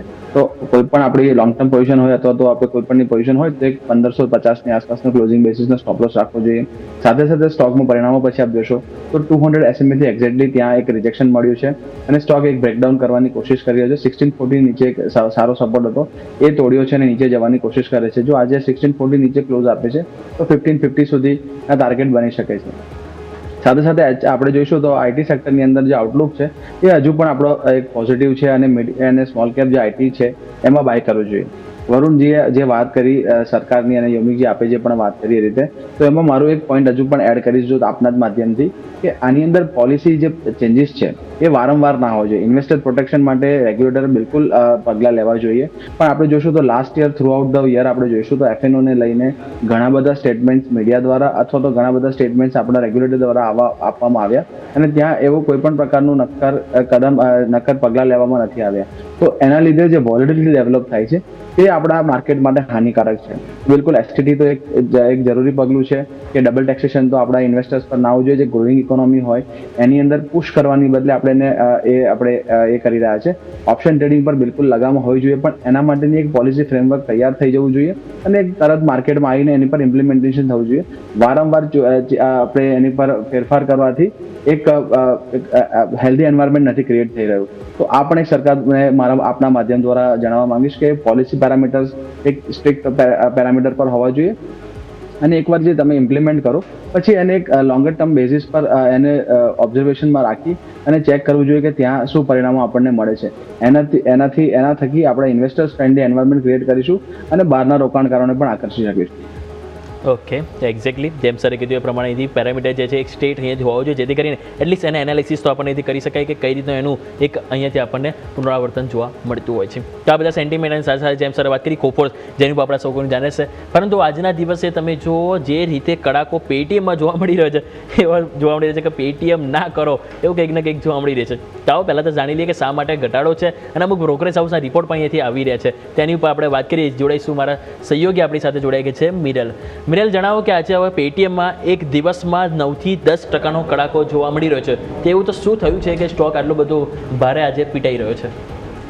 ગુડ આફ્ટરનૂન યોમિક. અત્યારે જોવા જાઓ તો પેટીએમમાં પહેલાં તો જોવા જાઓ તો સવારે ઓપન થયો હતો ને ત્યારે 3% વધારા સાથે કારોબાર કરવા જોવા મળ્યો હતો સ્ટોકમાં. પછી જોશો ને તો 10% ઘટાડો નોંધાઈ રહ્યો છે. તો પહેલાં તો અત્યારે એક ન્યૂઝ આવેલી છે જે કંપનીએ બહાર પાડી છે કે એમની જે પેમેન્ટની પ્રમોશનની જે સબસિડી હતી એની જે સમયગાળો હતો એ પૂર્ણ થઈ ગયો છે. તો એ પૂર્ણ થઈ ગયો છે જેના કારણે કંપનીને અત્યારે લોસ થઈ શકે છે. પરંતુ એમને એવું કહ્યું છે કે હાઈ રેવન્યુ અને વધારે વેચાણ કરશે જેના કારણે એમને ગ્રોથ થવાના ચાન્સીસ વધી શકશે. એક એમને કંપનીનું અત્યારે કોમેન્ટ્રી આવેલી છે એના માટે. અને એ સાથે સાથે એમને બીજું પણ અત્યારે જોવા જાવ ને તો કંપનીને જે જોવા જઈએ ને તો કંપનીનું જે પેમેન્ટ ઇન્ફ્રાસ્ટ્રક્ચર ડેવલપમેન્ટની જે એક સ્કીમ હતી ને એ એમને એના માટે પેમેન્ટ મળી ગયું હતું, પણ એનું કાર્ય હજુ સુધી કંપનીએ ચાલુ નથી કર્યું, જેના કારણે કંપનીને 20%થી પણ વધારે ઓપરેટિંગ જે આવક જે છે એમાં ઘટાડો જોવા મળી શકે છે. સાથે સાથે અત્યારે જોવા જઈએ ને તો આ એક થોડી નેગેટિવ ન્યૂઝ હતી, પણ આપણે વાત કરીએ તો બ્રોકરેજ હાઉસીસ તરફ નજર કરીએ ને તો બ્રોકરેજ હાઉસીસ હજુ પણ પોઝિટિવ છે એના માટે. ઇન્વેસ્ટેક તરફ નજર કરશો ને તો એમને પેટીએમ માટે બાયના રેટિંગ આપેલા છે. રેટિંગ્સમાં એમને 1530ના ટાર્ગેટ આપેલા, 1550ના ટાર્ગેટ આપેલા છે અને એમને હજુ પણ એવું શક્યતા જણાવી છે કે 23% હજુ પણ સ્ટોકમાં અપસાઇડ જોવા મળી શકે છે. સાથે એમને એ પણ જણાવ્યું છે કે કંપની છે એમની કેપેસિટી જે છે એને વધારવા માટે જઈ રહી છે, જેના કારણે કંપનીના પ્રોડક્ટ્સ પણ તમે જોશો ને તેમાં પણ એ લોકો ઇન્ક્રીમેન્ટ કરી રહ્યા છે, જેનો બેનિફિટ કંપનીને મળી શકે છે લોંગ ટર્મમાં. તો ઓવરઓલ જોવા જાઓ તો ન્યૂઝ થોડા નેગેટિવ છે, પણ બ્રોકરેજ હાઉસ હજુ પણ એ સ્ટોક માટે પોઝિટિવ છે. તો એક આ જોવા જેવી બાબત રહેશે યોમિક. ઓકે, તો ઓવરઓલ આપણે વાત થઈ પેટીએમ કે જેને આપણે સમજવાનો પ્રયત્ન કરીએ કે શા માટે આટલો ભારે ઘટાડો જોવા મળી રહ્યો છે. મિરેલ, ખૂબ ખૂબ આભાર આપનો માહિતી બદલ. વરુણ પટેલ, શું લાગે છે પેટીએમ કરો યા પેટીએમ ના કરો, શું કઈ તરફ જઈશું આપણે સર? છે એટલે જોતા તો એવું લાગી રહ્યું છે કે પેટીએમ હાલ પૂરતું ના કરવું જોઈએ, બટ હું એક લોંગ ટર્મ સ્ટોરી કહીશ કે જો તમે જોશો તો 2022 સુધીમાં જેટલા બી નવા સ્ટાર્ટઅપ લિસ્ટેડ થયા હતા એ બધાએ પોતાના ઓપરેટિંગ નંબર્સને ઇમ્પ્રૂવ કરવાની પ્રયત્ન કર્યા હતા, તમે વેધર ઇન્ટરનલ હોય કે કોઈ પણ હોય. અને અગેન એના પછી આપણે જોયું હતું કે બધાના વેલ્યુએશન્સમાં સારા એવા ઇમ્પ્રુવમેન્ટ થયા હતા. So as of now definitely આ ન્યૂઝ નેગેટિવ છે અને સમહાઉ પેટીએમના ઓપરેટિંગ નંબર્સ ઉપર ઇમ્પેક્ટ પડી શકે છે, but somehow I am confident enough કે આનાથી પણ કંઈક સારું એવું ઇમ્પ્રુવમેન્ટ આ લોકો લાવશે. તો લોંગ ટર્મ ઇન્વેસ્ટર્સ જે 3 થી 5 વર્ષનો પોઈન્ટ ઓફ વ્યૂ રાખીને બેઠા છે એ લોકોએ જ આ સ્ટોકમાં હાલ ઇન્વેસ્ટ કરવાનું વિચારવું જોઈએ. શોર્ટ ટર્મ ઇન્વેસ્ટર્સે હાલ પૂરતું અવોઇડ કરવું જોઈએ કેમ કે ચાર્ટનું સ્ટ્રક્ચર વીક થઈ ગયું છે. ઓકે, તો જેમ સરે વાત કરી શોર્ટ ટર્મ માટે હાલ અવોઇડ કરવાની સલાહ બની રહી છે. લોંગ ટર્મ વ્યૂ હોય તો એ લોકો એક વખત જરૂરથી વિચાર કરવો જોઈએ. પેટીએમ કે જેમાં આજે એક ભારે કડાકો આપણને જોવા મળી રહ્યો હતો. બીજું સ્ટોક સ્પેસિફિક નજર કરો તો આજે ઇવન એક હોમ ફર્સ્ટ ફાઇનાન્સ તમે જો અહીંયા પણ સારી એવી તેજી આપણને જળવાઈ રહી હતી. અહીંયા આપણને પરિણામ તમે જો બહુ સરસ આવ્યા હતા, ખાસ કરીને એમની ટોપ લાઇન બોટમ લાઇન બંનેમાં એક આપણને ગ્રોથ જોવા મળ્યો તો 44% બંનેમાં સારી એવી આપણને એક્શન જોવા મળી હતી. અને એ બાદ સ્ટોક પણ આજે તમે જો 6.25%ની તેજી સાથે ઓલમોસ્ટ ડે હાઈની નજીક જ કહી શકાય કે કારોબાર કરી રહ્યો છે. હોમ ફર્સ્ટ ફાઇનાન્સ કેવો લાગી રહ્યો છે? વરુણ જોશી, તમારી પાસે લઈને આવવા માંગીશ. જી બિલકુલ યોમિકજી, આપ જોશો તો જે ફાઇનાન્સ કંપની છે હોમ ફાઇનાન્સ કંપનીઝમાં એ પણ રિલેટેડ છે રિયલ એસ્ટેટ સેક્ટર સાથે, અને ત્યાં જોશો તો ત્યાં એક રીતનું એક સ્લોડાઉન જોવા મળશે. તો આ કંપનીઝમાં પણ સ્લોડાઉન જોવા મળશે. કરીબન 1500ના લેવલથી આપ જોશો સ્ટોકમાં જોશો તો એક કરેક્શન આવ્યું હતું 1000ની આસપાસ અત્યારે સ્ટોક ટ્રેડ થયો હતો અને સારા પરિણામ પછી આપણને જમ્પ જોવા મળે છે. જનરલી યોમિકજી આ રીતના જે સ્ટ્રક્ચર બનતા હોય છે સસ્ટેનેબલ નથી હોતા. સ્ટોક અહીંયા જો જે અત્યારે વધારો છે બચાવી શકે, આ લેવલ પર અત્યારે એક કન્સોલિડેશન કરે અને પછી અહીંયાથી બ્રેકઆઉટ આપે છે તો બિલકુલ આપણે અહીંયા ખરીદી કરી શકાય છે. સાથે સાથે આપ જોશો તો એક ડબલ બોટમ જેવી એક પેટર્ન અત્યારે ક્રિએટ કરી છે 1000 થી લઈને આપ જોશો 1080-90 સુધીનો એક જે ઝોન છે ત્યાંની ઉપર એક સ્ટ્રોંગ કેન્ડલથી ક્લોઝ આપી રહ્યો છે. પણ હાલ ફિલહાલ હજુ પણ 200 SMA ની નીચે 1220ની નીચે કામ કરી રહ્યો છે. 1220ની આસપાસ 200 SMA છે. બિલકુલ સ્ટોકમાં થોડું હજુ પણ અપસાઇડ પોસિબલ છે, પણ હાલ ફિલહાલ હજુ પણ એક બેઝ બિલ્ડિંગનો બને અને પછી એન્ટ્રી કરીએ તો વધારે સારું રહેશે. ટેકનિકલી હજુ પણ થોડુંક રાહ જોવી જોઈએ. ઓકે, તો હજુ રાહ જોવાની સલાહ બની છે હોમ ફર્સ્ટ ફાઇનાન્સ, કે જેમાં આપણે અહીંથી એક વ્યૂ બની રહ્યો છે. આપણે જો વીકલી બેસિસ વાત કરીએ તો સૌથી વધુ ઘટનારા સ્ટોકમાં આપણે કલ્યાણ જ્વેલર્સ ઓલરેડી વરુણ સર તમારી પાસે વાત કરેલું છે, તો તમારી સાથે વન સોર્સ સ્પેશિયાલિટી ફાર્મા લઈને આવવા માંગીશ. સ્ટોક 7.5% ડાઉનસાઇડ સાથે આપણને જોવા મળી રહ્યો છે. 1430 એક મહિનામાં પણ જો ઇવન આ આખો મહિનો પણ આપણે જોઈશું તો ઓલમોસ્ટ 17% નેગેટિવ રિટર્ન આપણને વન સોર્સ સ્પેશિયાલિટી ફાર્મા સ્ટોકમાં જોવા મળી રહ્યું છે. ટેકનિકલી પણ ક્યાંક ને ક્યાંક કમજોર છે. સવારમાં ઇન્ટ્રાડે ગેમમાં પણ આ રેડ લઈને ચાલ્યો હતો અને આજે તમે જો સ્ટોકમાં પણ ભારે કડાકો જોવા મળી રહ્યો છે. વરુણ પટેલ, શું વ્યૂ લઈને ચાલીશું વન સોર્સ સ્પેશિયાલિટી ફાર્મા ઉપર? તો મેં કહ્યું એમ કે ફાર્મા સેક્ટરમાં બોટમ અપ અપ્રોચ રાખવું જોઈએ આપણે, બિકોઝ જે રીતે સ્ટ્રક્ચર બન્યું છે એ રીતે ડેફિનેટલી ફાર્મા સ્ટોક્સમાં આપણે સર્ટેન પ્લેયર્સમાં બહુ સારા એવા કરેક્શન જોઈ શકીશું.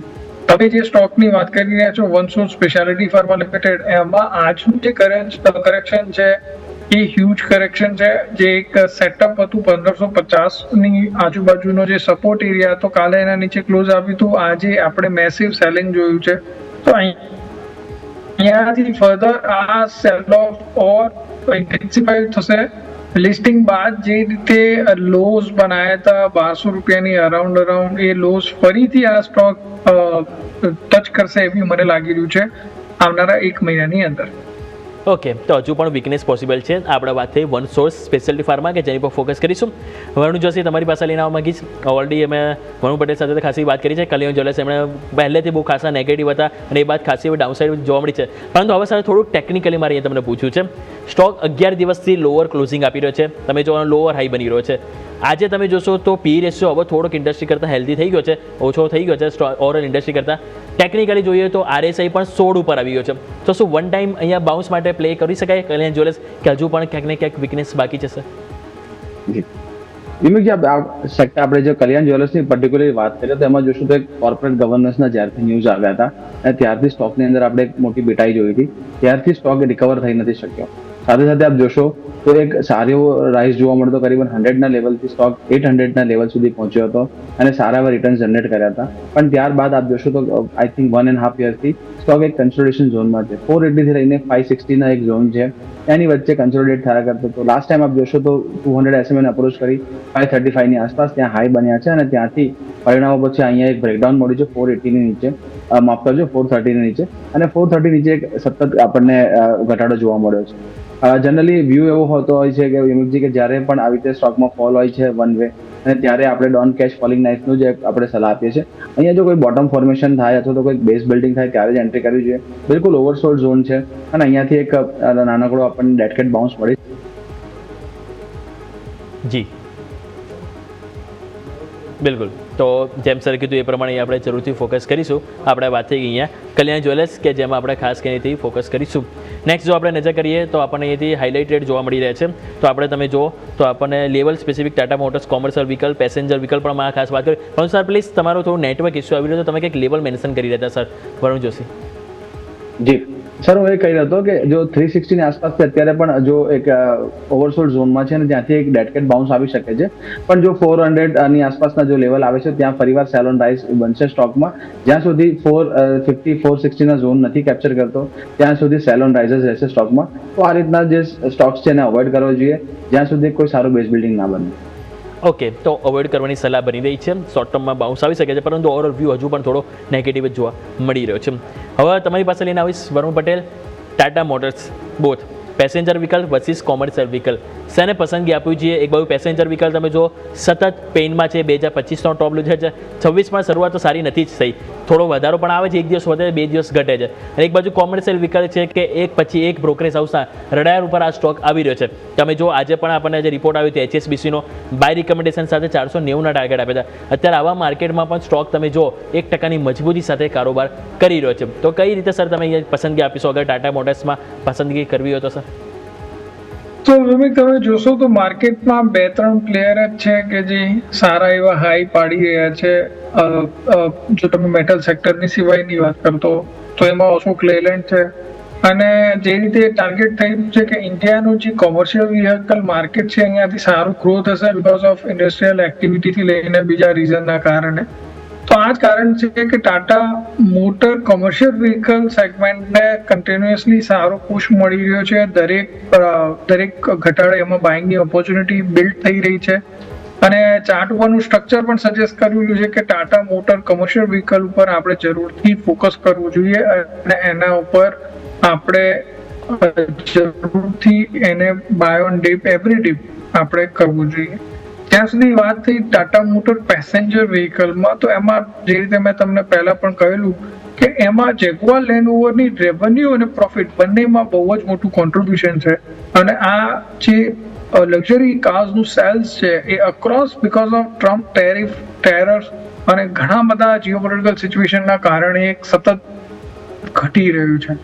તો આ સિનેરિયોની અંદર આપણે એક્સપેક્ટ નથી કરતા કે ટાટા મોટર પેસેન્જર વ્હીકલમાં કંઈક સારા ઇમ્પ્રુવમેન્ટ આ વર્ષે પણ આવે because geopolitical situation cool off બી થશે તો બી સેલ્સ પિકઅપ થવા માટે હ્યુજ ટાઈમ જોશે અને એ લોકો ઓલરેડી કેપિટલ નવી ડિપ્લોયડ કરી રહ્યા છે કેમ કે એ લોકો પોતાની આખી જે ફ્લીટ છે એને ઈવી તરફ ટ્રાન્સફર કરવા માંગે છે. તો આ બધાની વચ્ચે કેપિટલ એલોકેશન વધવું, એક્સપેન્ડિચર વધવા, સામે સેલ્સમાં કોઈ ઇમ્પ્રુવમેન્ટ ના થવા, તો એ બેલેન્સ શીટના લેવલ ઉપર પણ નેગેટિવ ઇમ્પેક્ટ આપશે. તો ટાટા મોટર પેસેન્જર વ્હીકલથી શક્ય હોય તો નવા ઇન્વેસ્ટર દૂર જ રહે. નવા ઇન્વેસ્ટર્સે ટાટા મોટર કોમર્શિયલ વ્હીકલ ઉપર જરૂરથી બેટ લગાવવી જોઈએ. અહીંયાથી સારામાં સારા મૂવ મળશે. એક લેવલ સ્પેસિફિક તમને સ્ટોપ લોસને આપી દઉં છું કે જેથી કરીને આપણે એને ફર્ધર આપણે ટ્રેક કરી શકીએ. મારા હિસાબથી અહીંયાથી જે માણસ ઇન્વેસ્ટ કરે છે એના માટે 405 રૂપિયાનો એસએલ રહેશે. ઉપરમાં જે રીતે મોમેન્ટમ કન્સોલિડેશન થયું છે અને સક્સેસફુલી બ્રેકઆઉટ થશે તો 500-525 લેવલ આવનારા 1 થી 2 મહિનામાં આવી શકે છે. ઓકે, તો જેમ સરે વાત કરીએ એ પ્રમાણે ટાટા મોટર્સ પેસેન્જર વ્હીકલ છે કે જેમાં નવી ખરીદી કરવાની સલાહ નથી બની રહી અને ટાટા કોમર્શિયલ વ્હીકલ છે કે જે સન્નીથી પસંદ આવી રહ્યો છે. જે રીતે સર આપણે ટાર્ગેટ જે મેન્શન કરે છે એની ઉપર આપણા સૌ કોઈનું ધ્યાન જરૂરથી રાખીશું. પરંતુ આ સાથે સમય થયો છે રજા લેવાનો. સૌથી પહેલાં વરુણ જોશી આપની પાસે આવીશ, આપના તરફથી ડિસ્ક્લેમર. જી યોમિકજી, આજે આપણે જે પણ સ્ટોકની ચર્ચા કરી મારી પર્સનલ પોઝિશન નથી. કંપની આ કંપનીના મોડેલ પોર્ટફોલિયોનો પાર્ટ હોઈ શકે છે. Being a small cap manager, securities market આ સબ્જેક્ટ ટુ માર્કેટ સાથે કોઈ પણ ટ્રેડ કરો આપના ફાઇનાન્શિયલ સલાહકાર સાથે સલાહ મશવરા કરીને જ કરવો જોઈએ. Past performance does not guarantee any future outlook, તો ધ્યાનમાં રાખવું જોઈએ. આપ સૌને વસંત પંચમીની અને રિપબ્લિક ડેની એડવાન્સમાં શુભકામનાઓ. જી બિલકુલ સર, આપને પણ ખૂબ ખૂબ શુભકામનાઓ. અને વરુણ પટેલ આપની પાસે આવીશ, આપના તરફથી ડિસ્ક્લેમર. સૌથી પહેલા તો આજે સુભગ સમન્વય થયો, 2 વરુણ ભેગા થયા તો 2 વરુણના પાવરથી તમારા વ્યુઅર્સને બહુ સારો એવો પ્રોફિટ થાય એવી અમારી અપેક્ષા. ઘણા બધા સ્ટોક અને સેક્ટર ઉપર આપણે ચર્ચા અને રેકમેન્ડેશન આપ્યા છે. મારી કે મારા પરિવારની કોઈ સીધી પોઝિશન નથી. હા, મેં મારા ક્લાયન્ટ કે એસોસિએટને કન્સલ્ટ અને રેકમેન્ડ કર્યા હોઈ શકે છે. મને આ શોમાં બોલાવવા બદલ આપનો ખૂબ ખૂબ આભાર. જે બિલકુલ સર, તમે સાચી વાત કીધી કે આજે બંનેનો સર કોમ્બો મળી ગયો. અગર જે ઇન્ડિવિજ્યુઅલ એક વરુણ સર હોય છે તો પણ સર કાફી હોય છે, પણ આજે એક સાથે 2 મળી ગયા છે. ભલે માર્કેટ આજે ક્યાંક ને ક્યાંક સારું નથી જોવા મળ્યું, પરંતુ એ જ સર કે તમને બંનેને પણ એક હેપી વીકેન્ડ અને ખૂબ ખૂબ આભાર આપનો અમારી સાથે જોડાવા બદલ. સો માર્કેટ નજર કરી લઈએ ક્વિકલી. ડે લો ફરીથી તમે બની રહ્યા છો. ક્લોઝિંગ ફેરી પણ તમે જો 25,025ના નવા ડે લો નિફ્ટીમાં બનતા જોવા મળી રહ્યા છે. બેંક નિફ્ટી પણ 58,500નું પણ લેવલ તૂટી રહ્યું છે. 58,350 અહીંયા પણ એટલે કે ડે લો ઉપર જોવા મળે છે. મિડ કેપ સ્મોલ કેપ ઉપર તમે નજર કરો તો મિડ કેપમાં આપણને હાલ જોવા મળશે 2% વેચવાલી, સ્મોલ કેપમાં પણ 2%ની વેચવાલી. સપ્તાહની ક્લોઝિંગ સારી નથી થઈ રહી. એન્ડ ઓફ ધ ડે આ તો આપણને એ જ જોવા મળી રહ્યું છે કે સારું ક્લોઝિંગ નથી. ડેઇલી ક્લોઝિંગ હોય કે વીકલી ક્લોઝિંગ હોય, ચિંતાજનક ક્લોઝિંગ જોવા મળી રહ્યું છે. ભારે કડાકો છે. સ્ટોક સ્પેસિફિક પણ તમે જો તો આખું અઠવાડિયું ખાસું બધું છે કે જે તમે જો નેગેટિવ સાઈડ આપણને જોવા મળી રહ્યું છે. તો હવે લોંગ વીકેન્ડ છે, શનિ રવિ સોમ, સ્વાભાવિક છે આ અઠવાડિયાની મોમેન્ટમને ભૂલવા જેવી તો નથી, પરંતુ થોડુંક સાઈડમાં મૂકીને વીકેન્ડ હવે એન્જોય કરવો જોઈએ. અને મળીએ હવે ડાયરેક્ટ આપણે મંગળવારે કે જ્યાં આપણે વાત કરીશું ડાયરેક્ટ એક્સપાયરીના દિવસે. ઘણું બધું છે કે જે આપણે સમજવાનો પ્રયત્ન કરીશું. આ સાથે ક્લોઝિંગ કેપિટલમાં સમય થયો રજા લેવાનો. મને યોમિકને આપશો રજા અને અપડેટ્સ માટે આપ જોડાઈ રહ્યો ન્યૂઝ કેપિટલ નેટવર્ક સાથે.